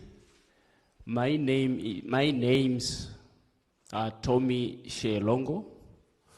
I am an operation manager for NemWater, and I'm here wearing two hats. Number one, I'm representing myself, individual, and number two, I'm representing organization NemWater. Let me start, and my questions will be tailored as such in two capacities. Let me start with my individual questions. Number one, first is not a question, I just want to cement more on what other speakers have already said in terms of the down, mid, and upstreams. You cannot speak ahead without talking a neck, and also you cannot speak a neck without talking a body. These two things are one, yeah? We are just talking about supplier chain. When you are talking only about offshores, yeah, downstreams, without necessarily speaking about the upstreams, you know what it causes? What I'm seeing is that, number one, it will create a gap in understanding. Not really everybody will be able to understand the whole, grasp the whole picture as it is, because some information were left behind. And number two, it will also create a sort of a loopholes, yeah, because it's only those ones that are downstream have all informations before it's at upstreams. So, because whatever is upstreams has emanated from downstreams, and chances of creating some sort of loopholes are imminent. That's one, is done. Number two, when Mr. Sindipa was presenting, he mentioned something to say the whole project is costing about 300 billion, yeah? And I don't know, maybe he made it as a joke to say, now look, we are talking of discussing about 50%, and look at the cost of the whole project, and the size of our economy, it's a little bit impossible. I think I understand it differently to say, look, the whole project is costing 300 billion. Yes, it's understandable. Us as a country, we don't have anything, but we don't have money in terms of economy, but we are the owner of the product. That alone is already giving us, you know, a fair share of 50% because we are the owner. The 50% should already stand aside, discussing now on the other 50% in terms of investment financially. That one is done. Number two is we can speak, that's number three. We can speak about, I think the idea of the whole project is to create future of the country, yeah? However, I want us to look at it from a small scale. To say, as parents, we are having our kids, and we are all time trying to accumulate wealth with the hope that to create future for our children. However, it will not really help much having a prepared future ahead of the kids, while the kids themselves, they are not prepared for the future. And I'm saying this in sense to say, look, yes, the government is doing that much to have that project as a hope of the future. However, if our people, individuals, we have a gap, yeah, it can be skill gaps, knowledge gap. Yes, we are talking about education, which is a good thing to cover the gap. But we are having these ordinary people like me, old, cannot go to school anymore. But you might think that I'm having money, financial muscles that I can invest in the project. I don't need really to go to school. I just need the knowledge, yeah? The knowledge in terms of building strategic partnership. How do I have to go about building strategic partnership? Yeah? How do we go about MOUs? How do we do joint infrastructure investment. These are the type of knowledge that we need as an individual ordinary who cannot go to school anymore to say, how are we going to align ourselves with the bigger picture? That what I think is done on a personal level. The last two with the head of NEMWater organization.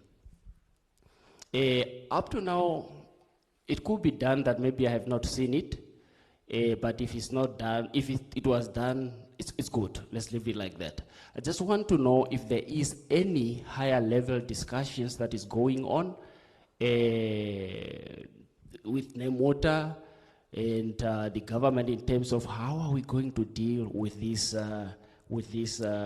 issue of water. How much water will be required during this whole process so that we can get these data and be able to align ourselves accordingly, and what type of plans are in place to prevent competitions between industrial water use and community water use. We are talking about demand. We really want also to align ourselves with the project in terms of demand, in terms of investment in new water infrastructures, pipeline, reservoir if it may be needed, and also to ensure that our policies, governance policies are also, reviewed to align them with that new project. Thank you very much. There was a hand here. I can really tell that you are from NAMWater. You are looking for business opportunities. Okay. Good afternoon. I'm speaking Pontianos Mukishi. I'm actually from MTE Hydrogen Engineering in OSHAKATI. We are specialized in hydrogen compressed gas to produce electricity, supplier of the hydrogen fossil fuel generator first kind in Namibia. I'm just looking at the opportunity, but I'm glad that you came up here to bring more opportunity with regards to the gas. We are mainly focusing on gas, whereby we supply electric generators, and then we're looking forward to partner when you guys are going to be on downstream to supply us the oxygen, hydrogen. So I'm very happy. Only to comment that on cost, I will be able to advise that please let's look at in cost in terms of the hydrogen, in terms of the supply. So let's carefully look at the cost because I know it's very expensive. We do not want to import from South Africa anymore. We would rather locally produced and supplied in Namibia. That's what I wanted to comment on that. Thank you.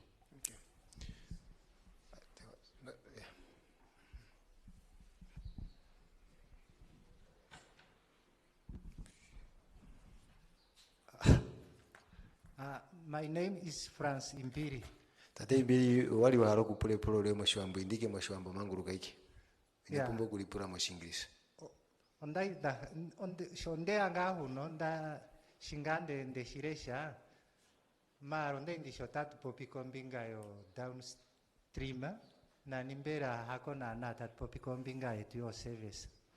E proja njoja jirine mpano kucha se anironga po service andona cho tapumbwa ngakumona mama wana wa mama hori mo ngeshinga hatunanwa uimari wange itaturandisa mahori mori take itaturandisa akuzita iko kwenvi fund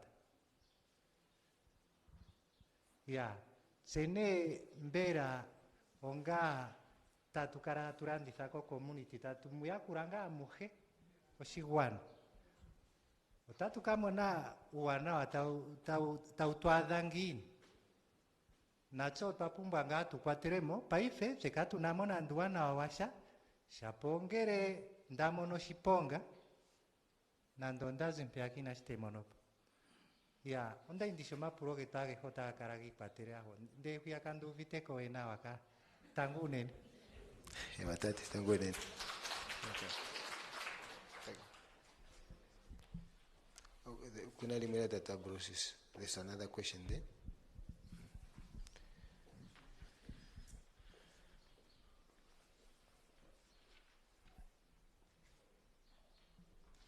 It will be very short.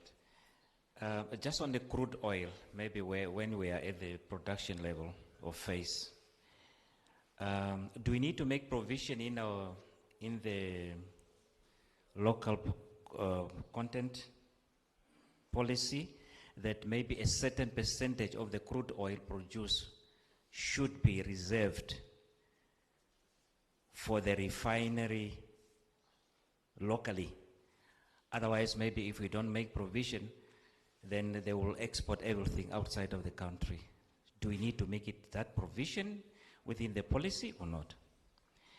Then on the gas, Mr. Sindiba also mentioned that the only now off-taker is the producer who's now producing the power plant. Why can't we just produce gas offshore and sell it and we get our cash? Thank you.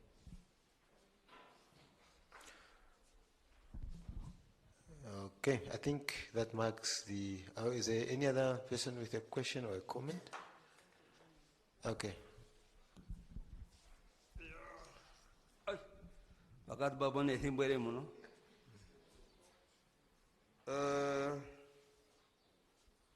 China hapo vimeo China chao. Ompia mnene muno kama China. Omochakati chanangombe. Mohambo pivikira kanjani popi. Ya. Ondapandora unene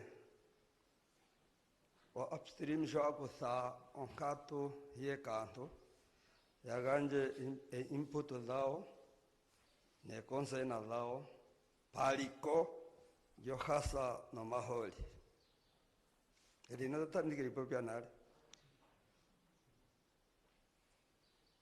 o tato dimbrukanawa e brada zireko presimboja president hagengo movenduka mochirongo chetomwa mwaningwa o conference hinacha navy o land conference hakuse simbwere hari taipa pini mi hanao sigo paife katu cherizata la ningo da skipang odenda njeponto shino inachikara ochafashi nasikare ngata cheta pocha eriko yo chirongo o yo yari lwakano ya ne ministry dimwe o na dikutheo onkatu omuno golta omuna chike o ne ministry amusho muchini mambiri mu nayo na ikuthero onkatu hikareta ta benefiting antu na kubiko maholi no hasa kaya keshe chimwe chirimu na benefiting Namibia ya nguno kwa dapopi doze ile retired youth.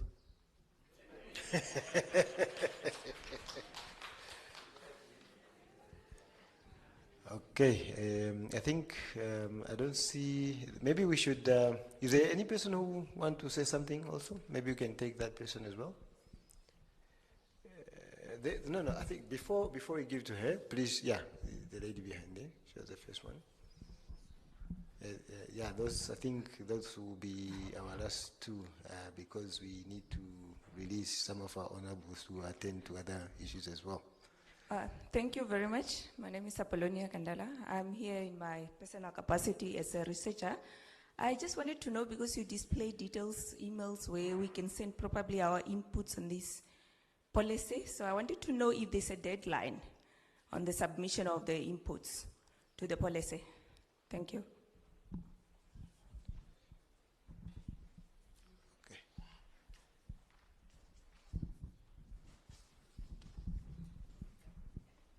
Okay, thank you very much. Mine is also very brief. It's also just a suggestion. Based on my experience, when we usually summon the people here, okay, maybe specifically Oshana region, because I've worked with the people here, I think you have to come back for the midstream and the downstream. for this platform to be effective, I know that people, it's still like they are not clear, because when they come here, they are hearing of oil. Namibia has oil. We are going to benefit. As they are moving out of here, they want to know what is it that we are benefiting from this oil and gas. So hence, I've had a lot of questions like a reputation. There's a mismatch. And as the gentlemen have alluded, that government come here a lot of times for consultation, but it seems like it's just to tick the boxes, but we don't know what happened afterwards. So we want something impactful, that we came here and these are the results out of this consultation. So like this one is not complete. For as long as we don't engage with the midstream and downstream, honestly, this is irrelevant. It is, not that it's irrelevant to come, but to the people that are listening, it's like they are not satisfied yet, to say. They are not fully satisfied. But I understand you just want their input, but they want that input to really come to fruition. They want it to come to fruition. Obviously, you are consulting a lot of regions, but if this one does not work for what they want, obviously the midstream or downstream, someone will get something maybe that's in their interest. Whether it's business, whether it's regional council, the police, everyone want to see how do we benefit from the oil and gas. Yeah, it's just my observation. We've heard, even when Honorable said, sometimes we call the people, they don't come, because they feel we come, but we don't see any change. Nothing really benefit us. Okay. Okay, please, then you are the last one, eh? Okay, all right. There's just one person on the other side, then we can start answering the questions.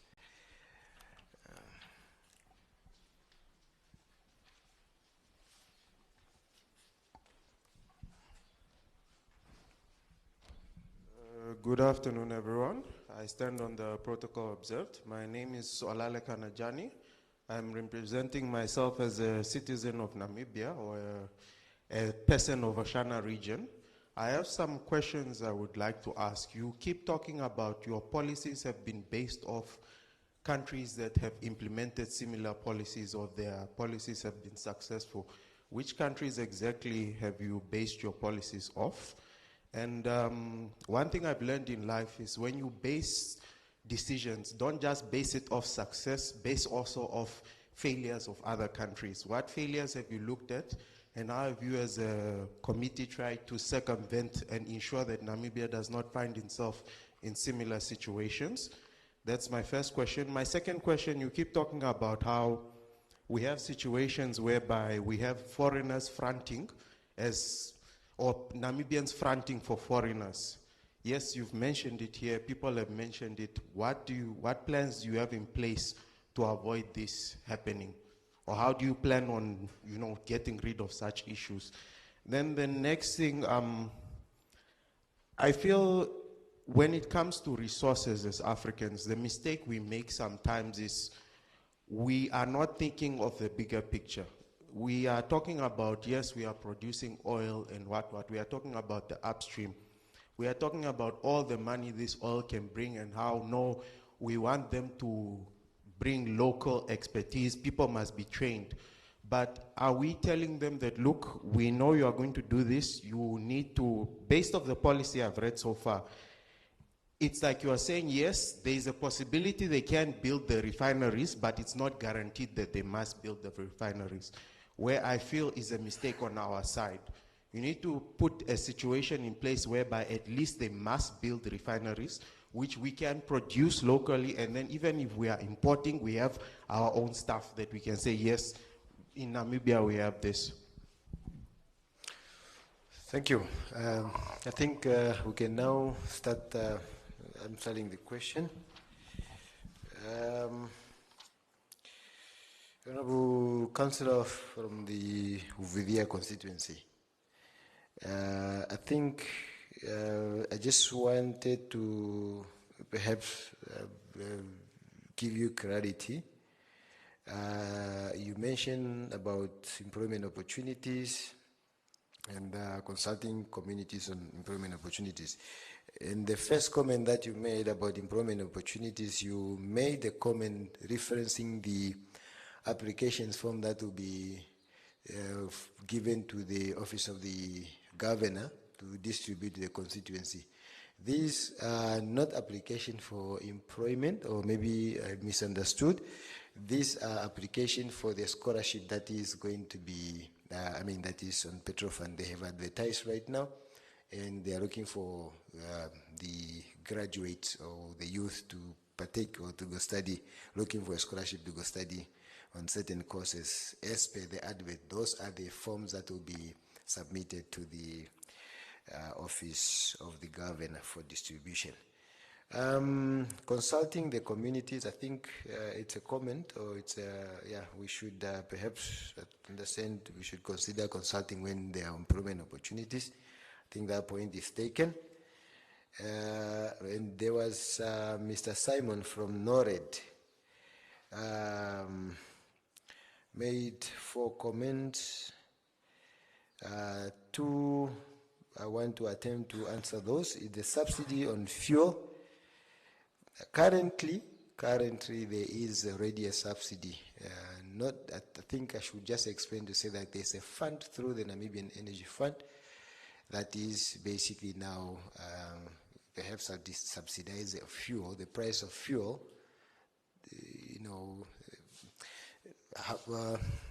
Honorable Cornelia Shirunga will come in and tell to this one, because she knows she dealt with this policy when she was the Deputy Minister at Ministry of Mines and Energy. But there is a fund in place.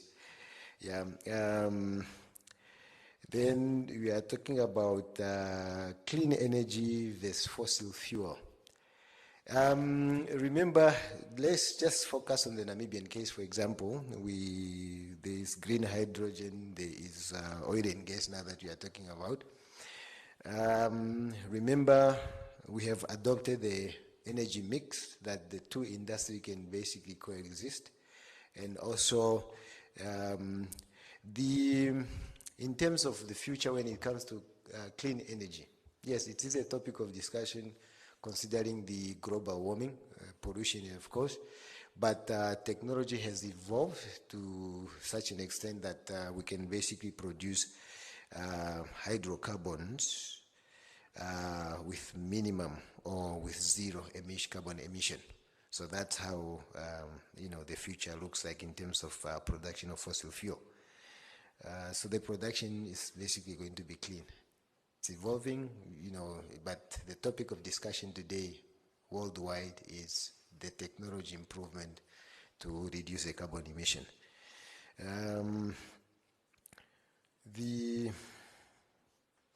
From Tate Tommy Sholongo from Namwater, I think this one I'll also leave it for Mr. Sindiba to come and explain on your comments.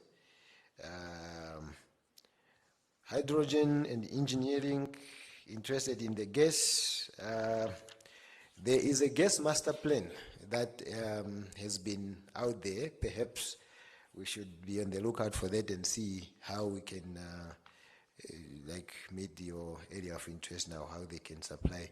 The gas master plan basically now speaks about the monetization and the use of the gas from the reservoirs.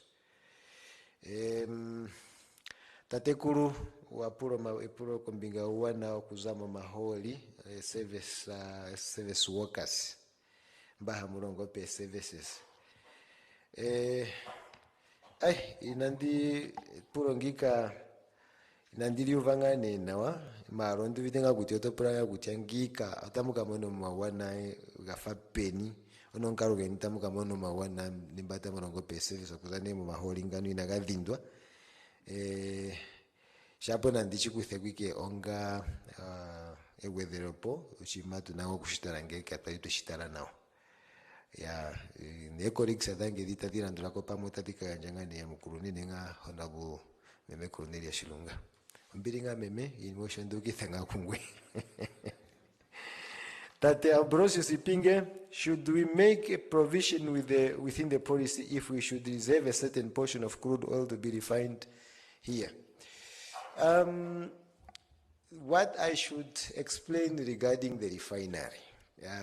Remember, the government has already opened doors to say we welcome all the kinds of businesses. No? Even if you want to put up a refinery or whatever you want to do with the locally produced crude oil. But I should put it out there that a refinery, it is a good thing to have. But let me just explain technically the technical aspect behind the refinery. A refinery does not guarantee you cheaper fuel.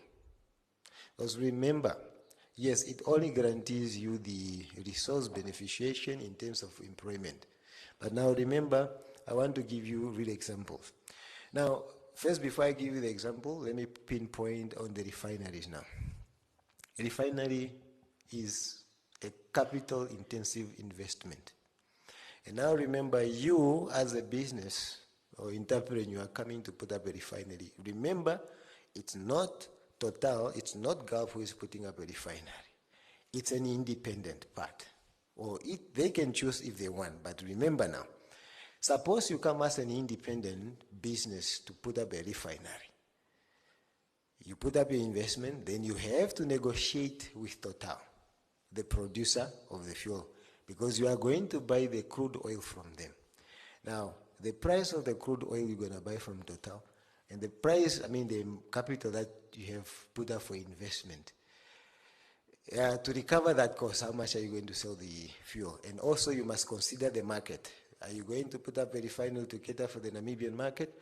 Are you going to put up a refinery to cater for the region? Those are the questions that we need to answer.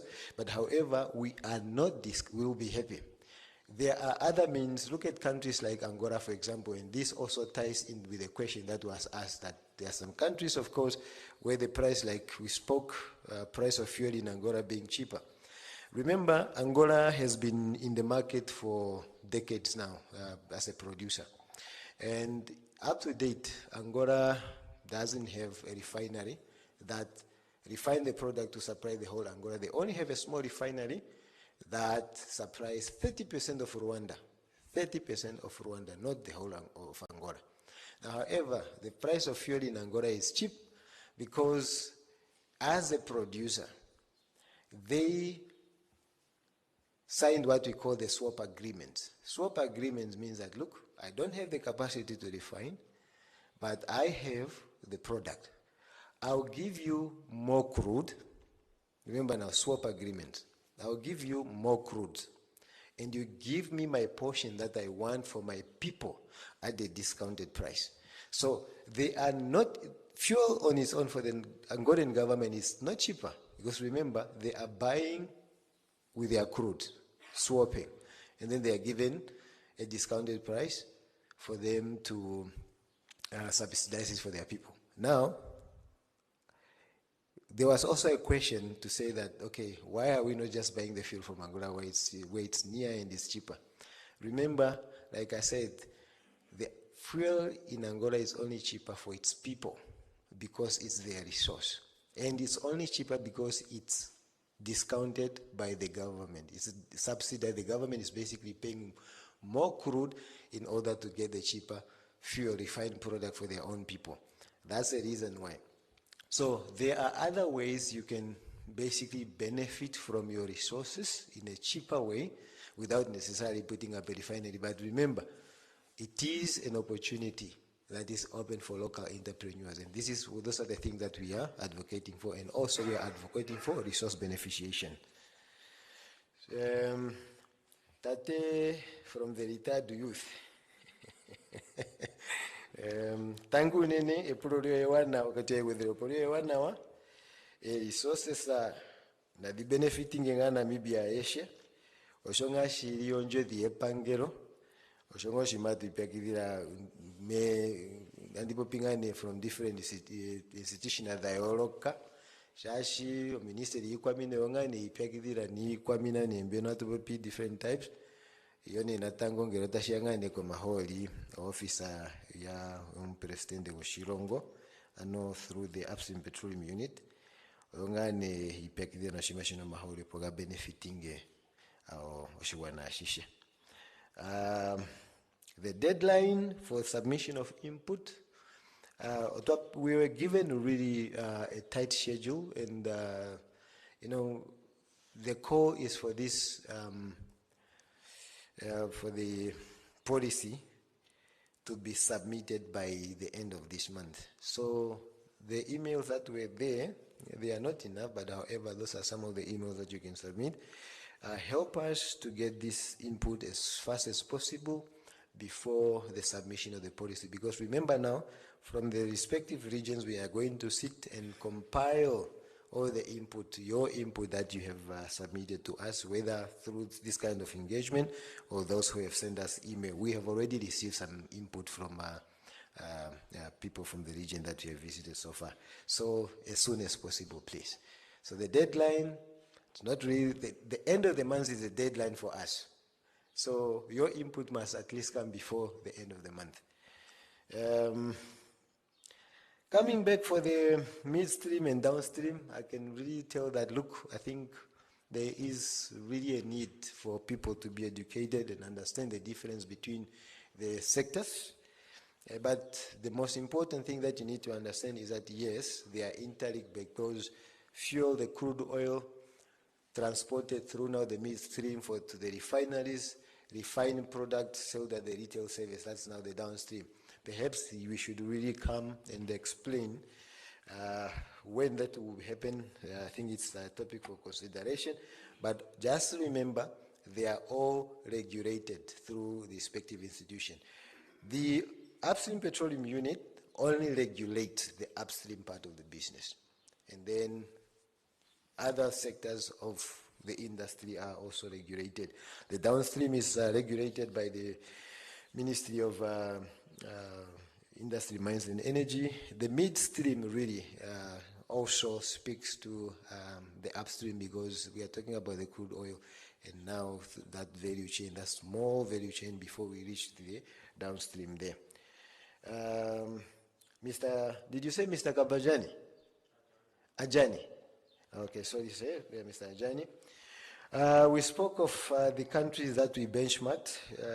Remember, there are countries that we selected to say that they are even known worldwide to say that they have the best practices, the likes of Norway, Trinidad and Tobago, Guyana, but also, just to put it out there, when you say that we shouldn't just learn on the best practices, we should also look at the mistakes.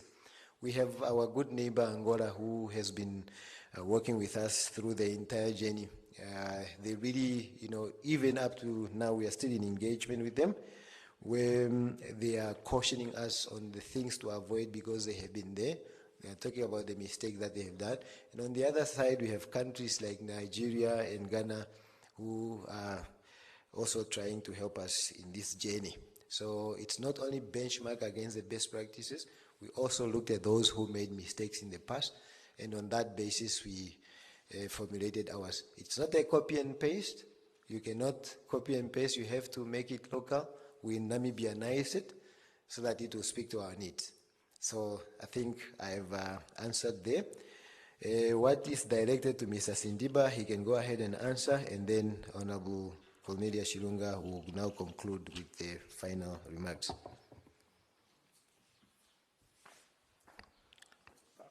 Okay, I think I'll start with why I didn't talk too much on onshore, but rather I concentrated on offshore, because we have heard of Kavango explorations and what's happening there.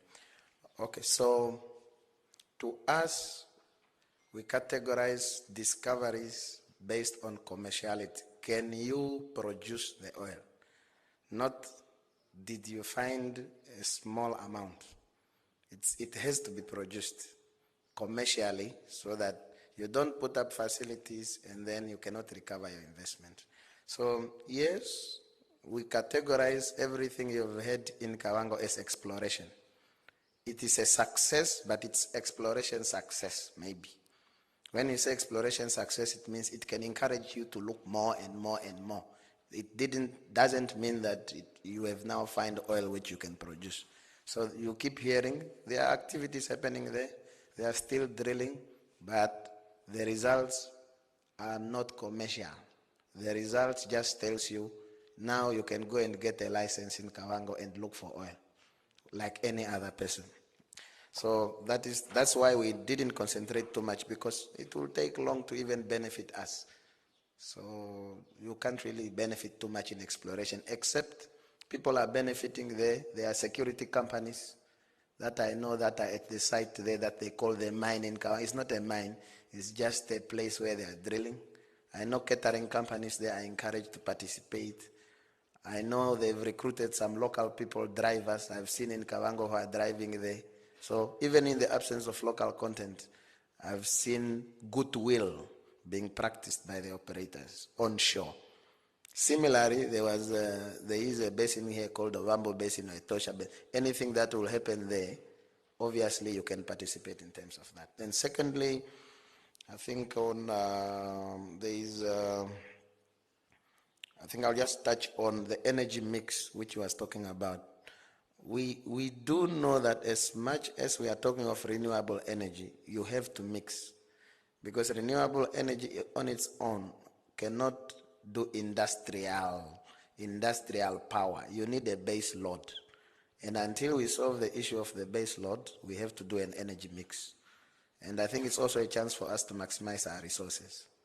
You remember during the war in Ukraine, countries still went back to coal. They are the ones who set the target for us, but they are going back to coal. What does that mean?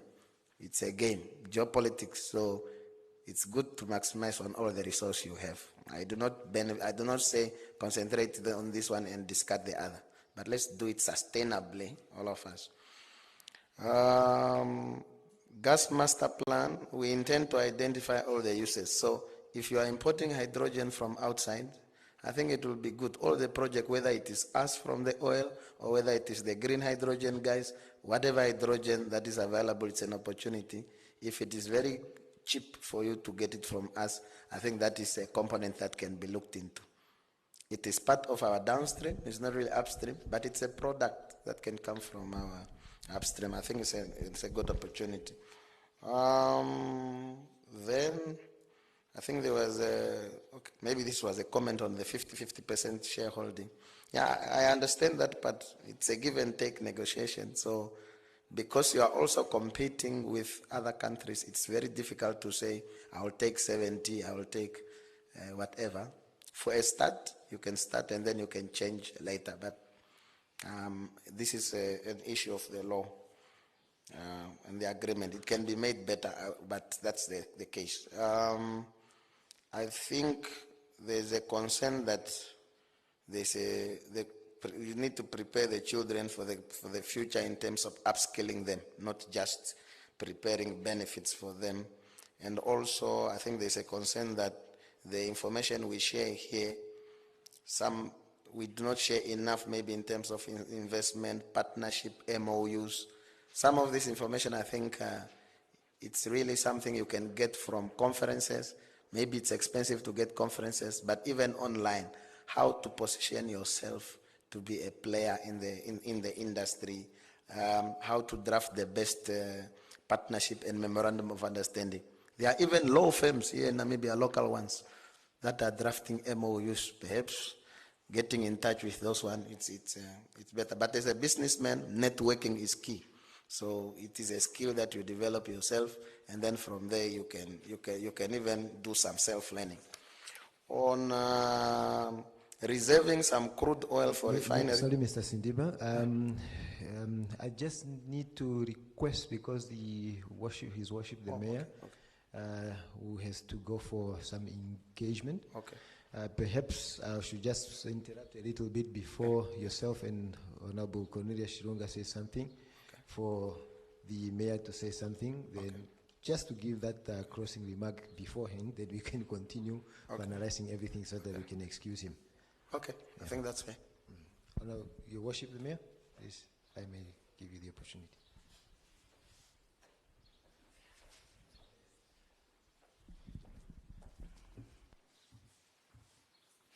Thank you very much. I don't know whether the director of the proceeding have resigned from his position, but I should acknowledge you and not Joseph.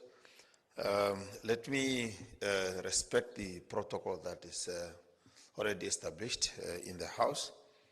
I'm Leonard Hango, the town mayor for OSHAKATI Local Authority. I'm given that responsibility to close off this important engagement, but I hope we are going to finish earlier, but because we have another engagement following this one. Yes, Honorable Governor, we really thank you so much that you play that role to ensure that we are invited to this engagement and that you are here. And also thank you that you have been here with us since morning. Keep it up. So next time we shall do it better, I assure you. Yes, Honorable Shilunga, we thank you, the daughter of the region. You are doing good. We are not going to call you back from Venduk because you are doing the best. Having really playing that role in the office of the president with regards to giving that advice with regards to our natural resources, that is oil and gas, something that is new, actually a new child in the house. That is why you are seeing we are scratching and we are shooting in the dark. We are happy for your coordination role with the regions with regards to the development of this policy. The policies are meant to help the people of the countries. The good policies, that is what we want. And I'm happy from the two presentations given by Mr. Sindimba and Mr. Joseph here. You really give us an overview, from the beginning to the end of the whole, petroleum production chain. And we are so helpful. And we have poked our mind. And that is why we are asking you, what is that we have in ourselves, for our regions, for our people, as business people, as Namota, as the youth of the land.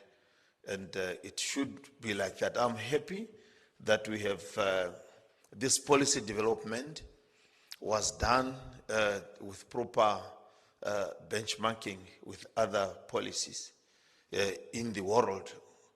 We are lucky that we are not the first people to strike oil.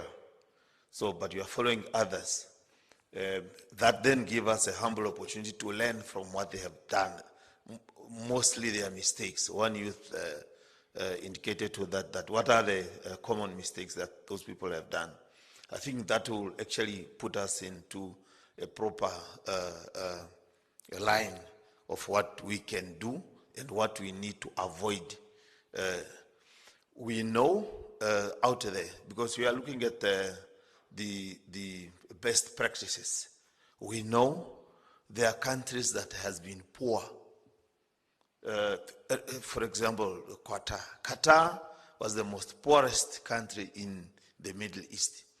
But after having, discovered the oil reserves under their feet, then they say, yes, let's sit down, let's formulate policies, the policies that will actually, depart us from where we are now to prosperity that we would want to go. And it have worked. These are living examples. If we have United Arab Emirates, countries that are doing good. We cannot even talk of Libya of that time, of Gaddafi. So that is what as Namibians we would want, equally to get from our oil resources in Namibia. People are talking. You have heard from us.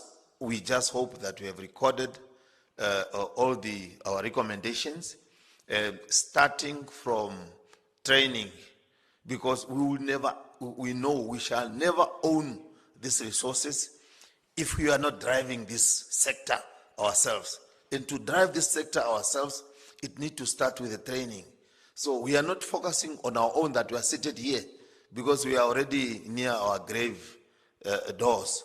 But the future generations of Namibia should then come and say, no, there was people who were seated in 2025 and put together the policy for these resources, and now we are benefiting from this. So that is actually what we would want to get. Namibia to become like a second Qatar, become like a United Arab Emirates.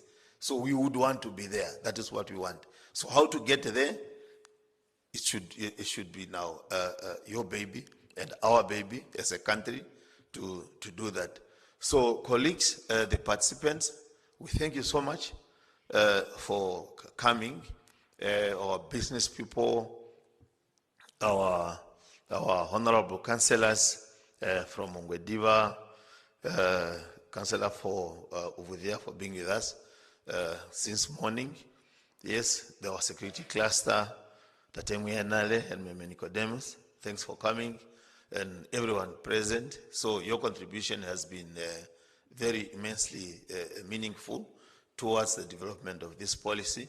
We hope the colleagues have taken those notes.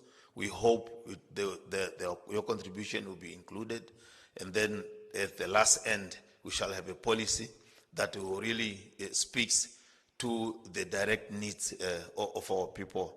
Ladies and gentlemen, let me not bore you with a lot of talking. They say politician talks, but let me be a good politician this time for not having talking so much that I cannot come to the conclusion. So thank you so much, and I really wish that you continue with the engagement and then get whatever that you needed to get from this gathering. Thank you so much once again. Good.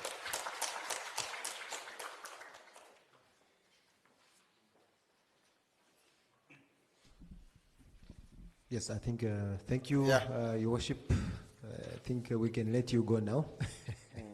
Thank you for coming, and have a great day ahead. So, Mr. Sindiba, you can continue, and we will finish with Honorable Cornelia Shilunga to give her comments as well. On the reservation of oil produced for a refinery, not necessarily a refinery, the law, the act as it is, it says reserve for the satisfaction of the local need, if it is there. So now it's us to create that need, which can be satisfied. So far, the assumption to them who are producing the oil, including NAMCO, is that in the absence of a refinery, it will be sold on the international market. $65 per barrel, $70 per barrel, like that. Because remember, investors always like to maximize. Yeah, so if we are looking for a refinery now, we must do it as soon as possible, so that at least that provision of the act can be utilized. Otherwise, it will be like a waiver. But it is there in the Petroleum Production, Exploration and Production Act, that local needs can be satisfied. Then why don't we sell the gas directly? Well, it is there. So the gas that we have found in the sea for Kudu, right? So gas is measured in trillion cubic feet. So 1 trillion is nothing when you hear about it. 3 trillion is also nothing. So let's start above 5 trillion. So far, the Kudu is less than 5 trillion. It does not warrant a stand-alone gas which you can sell for 25 years. And many people will shy away from doing that. But now, let's see, what if you add another neighbor brings in the other one, then another neighbor brings in. So the more discoveries we are going to have, perhaps we can have 10 trillion. This is good enough. That's why we are having a study on how much do we have. Can we not sell it so that people can share infrastructure? Those ideas are there. But I think let's get a 10 trillion. I would be comfortable with a 10 trillion. So far we are with 3. The other ones they are still with the operators. They are saying we will use it to inject to increase our chances of recovery. But yeah, we could sell it if it was more.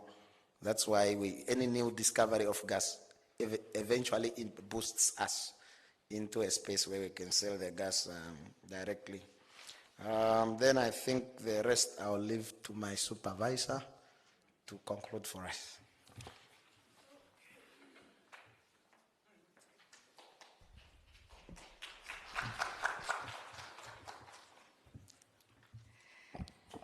Thank you very much, Mr. Joseph and Mr. Sindimba. Honorable Governor, dear ladies and gentlemen, once again, I just wanted to make something or to clarify something right here before I start to respond. And this has to do with the disconnection between upstream, midstream, and downstream. If you look at our program, those that have seen the program, it's talking about national upstream petroleum local content policy. So today we have come to talk about the local content policy. And we are not talking about the overview of the sector of oil and gas in general. And that is why we are not here to talk about upstream and downstream. So I just want that to be very clear, that we understand the subject matter of the day.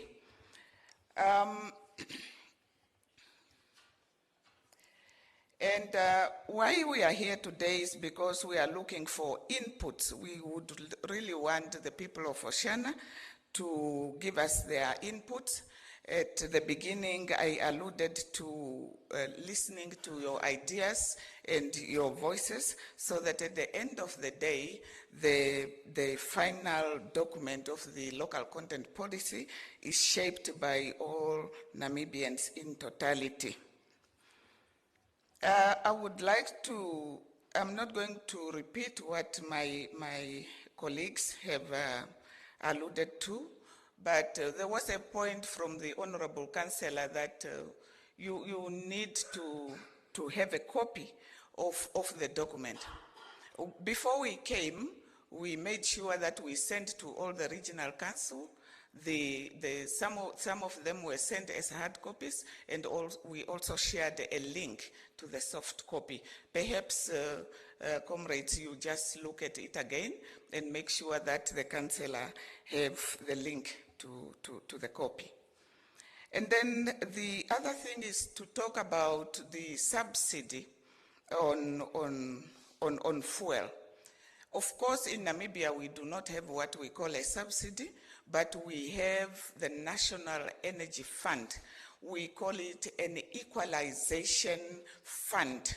And that fund is put in place under the custodian of the Ministry of Industries, Mines and Energy. And that fund is assisting us as consumers. Well, at the end of the day, you might have noticed that every time the Ministry of Industry, Mines and Energy is announcing the price change of fuel products, we would, as government now, I'm now for the upstream, we would always talk about whether the price will change, whether it will increase, or whether it will remain as is. When it remains as is, that does not mean the market price have not changed. The market price changes almost every month, but because we have an equalization fund, it takes away the pain from the consumers of the sharp prices that we are able to get. If you would read the prices of different countries, the prices of fuel in different countries, even with our neighbors, you might find that sometimes our price for fuel per liter goes for maybe 21 Namibian dollars per liter. But if you read about the others of the neighboring countries, they go up to 30 sometimes because they do not have this equalization fund that takes away the sharp prices. And this is done by many other things, including the geopolitics, as was alluded to earlier.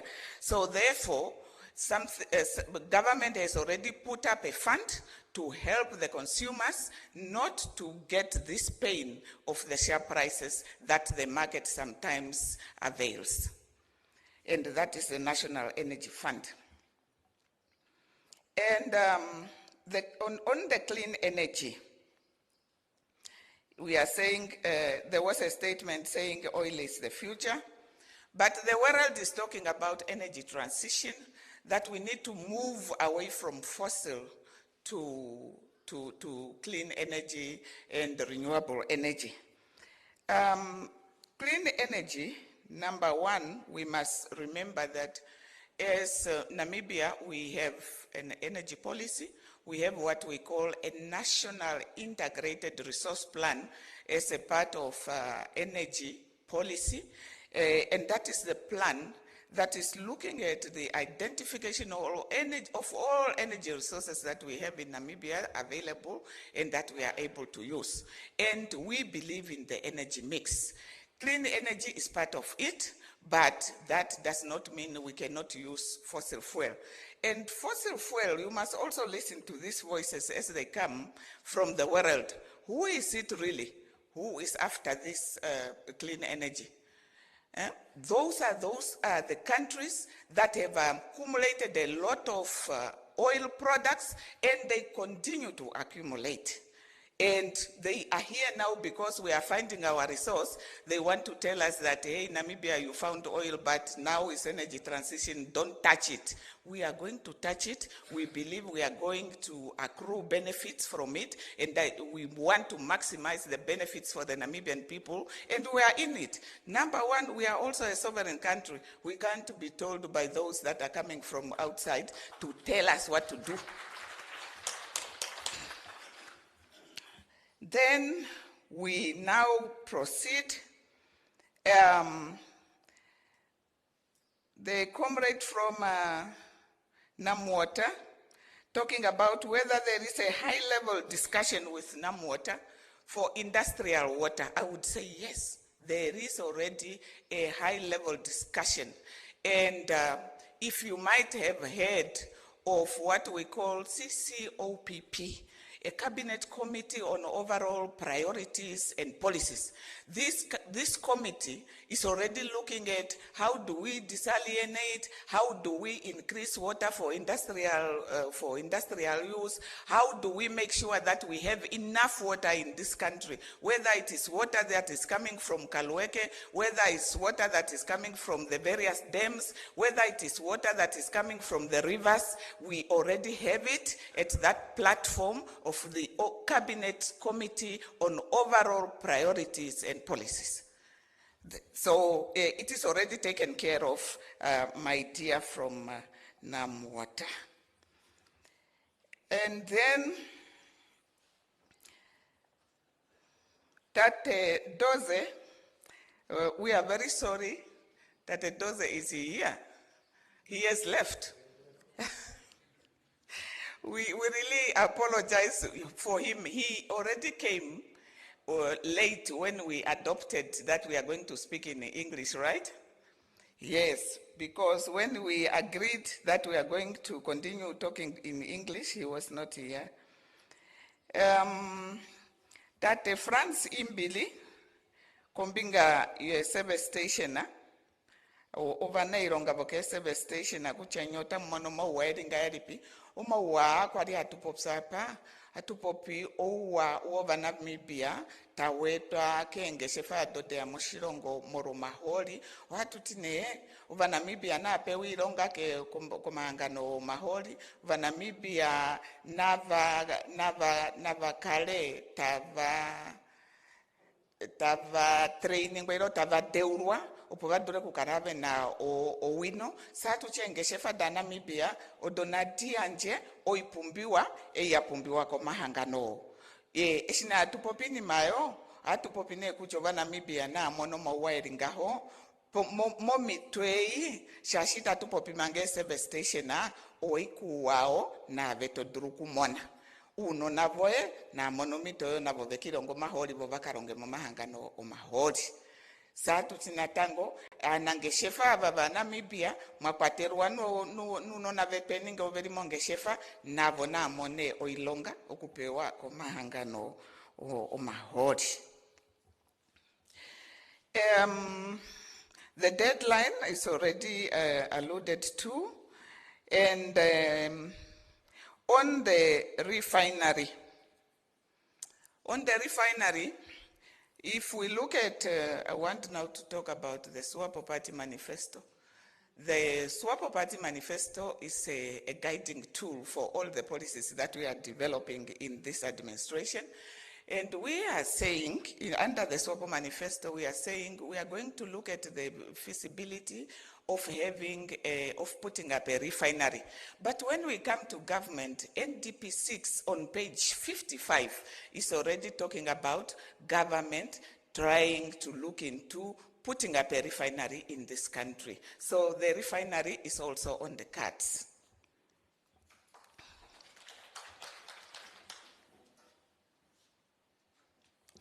Then there was a comment now to say then we need, if we are not talking about downstream today and midstream, okay, please come back so that we can talk about the oil and gas in totality. Yes, we will come back, I promise, and then we will invite others to come from other regions to join us, from other institutions like the Minister of Industry and Mines and Energy, so that we can come and give you now the overall overview of the oil and gas sector from upstream, midstream, downstream. That is what we are going to do. I hope we will be able to join hands and come back to you. Otherwise, this marks the end of this consultation in Oceania region. We really appreciate and we want to register our profound gratitude for your presence here, your participation. You have given us your view, your comments and your questions, and that is going to shape the final document of the upstream petroleum local content policy. And we are going to inform the president. We have seen the people of Oceania, and we are going to give the greetings, even if you have not said it yet. Otherwise, thank you very much. I would also like to thank my team for the presentations that we have made. And you also need to feel free as a region, in case you think there is some information about oil and gas that you would like us to avail, and you think that officials or us in totality, we need to come back to you, please feel free through your governor to invite us again, and we can come. Thank you.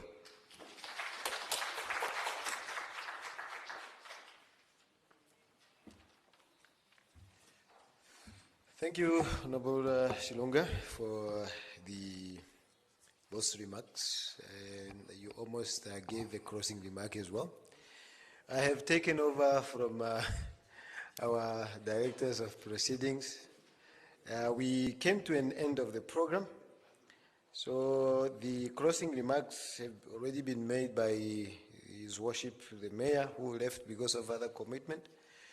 Perhaps at this juncture, I must just invite again Honorable Matthew Tieo to come and give us a closing prayer, and immediately after that, we'll stand up for the national anthem and the AU anthem as well. And please don't just leave like that. There is also lunch that has been provided. I'm sorry, there was supposed to be a tea and coffee break, but I think we did the right thing to say that, look, let's just proceed and finish and do everything at once. The lunch now, that will cover everything. Please also ask them for the tea and the coffee so that you can have your everything together. So, Honorable Matthew Teo, I think it's...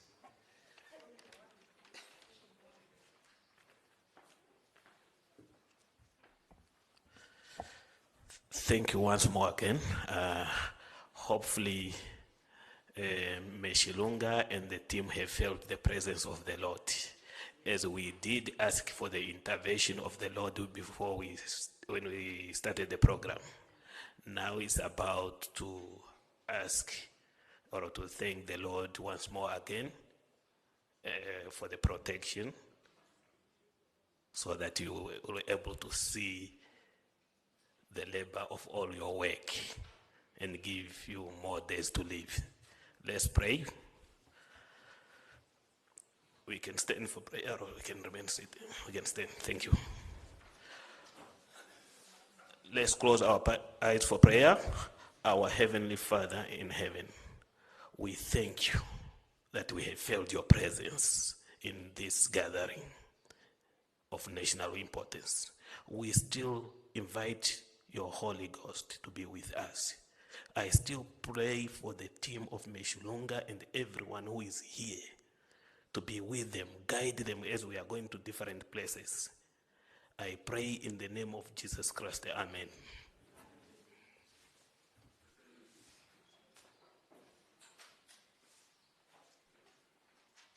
Let us all unite and celebrate together the victories won for our liberation. Let us dedicate ourselves to rise together to defend our liberty and unity. Oh, sons and daughters of Africa, flesh of the sun and flesh of the sky, let us make Africa the tree of life.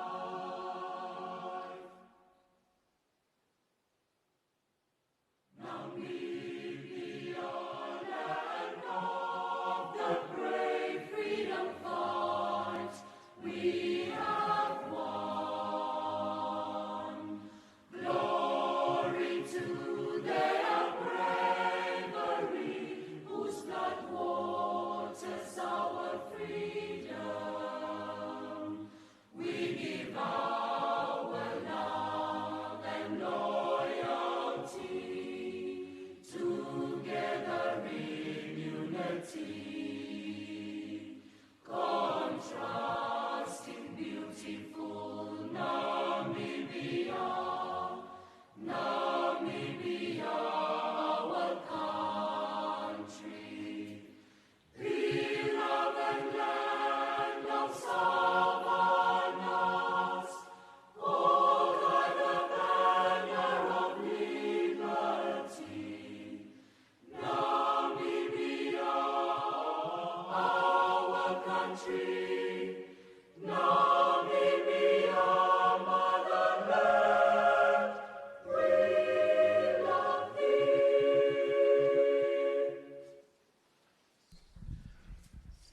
Thank you so much. I think the program has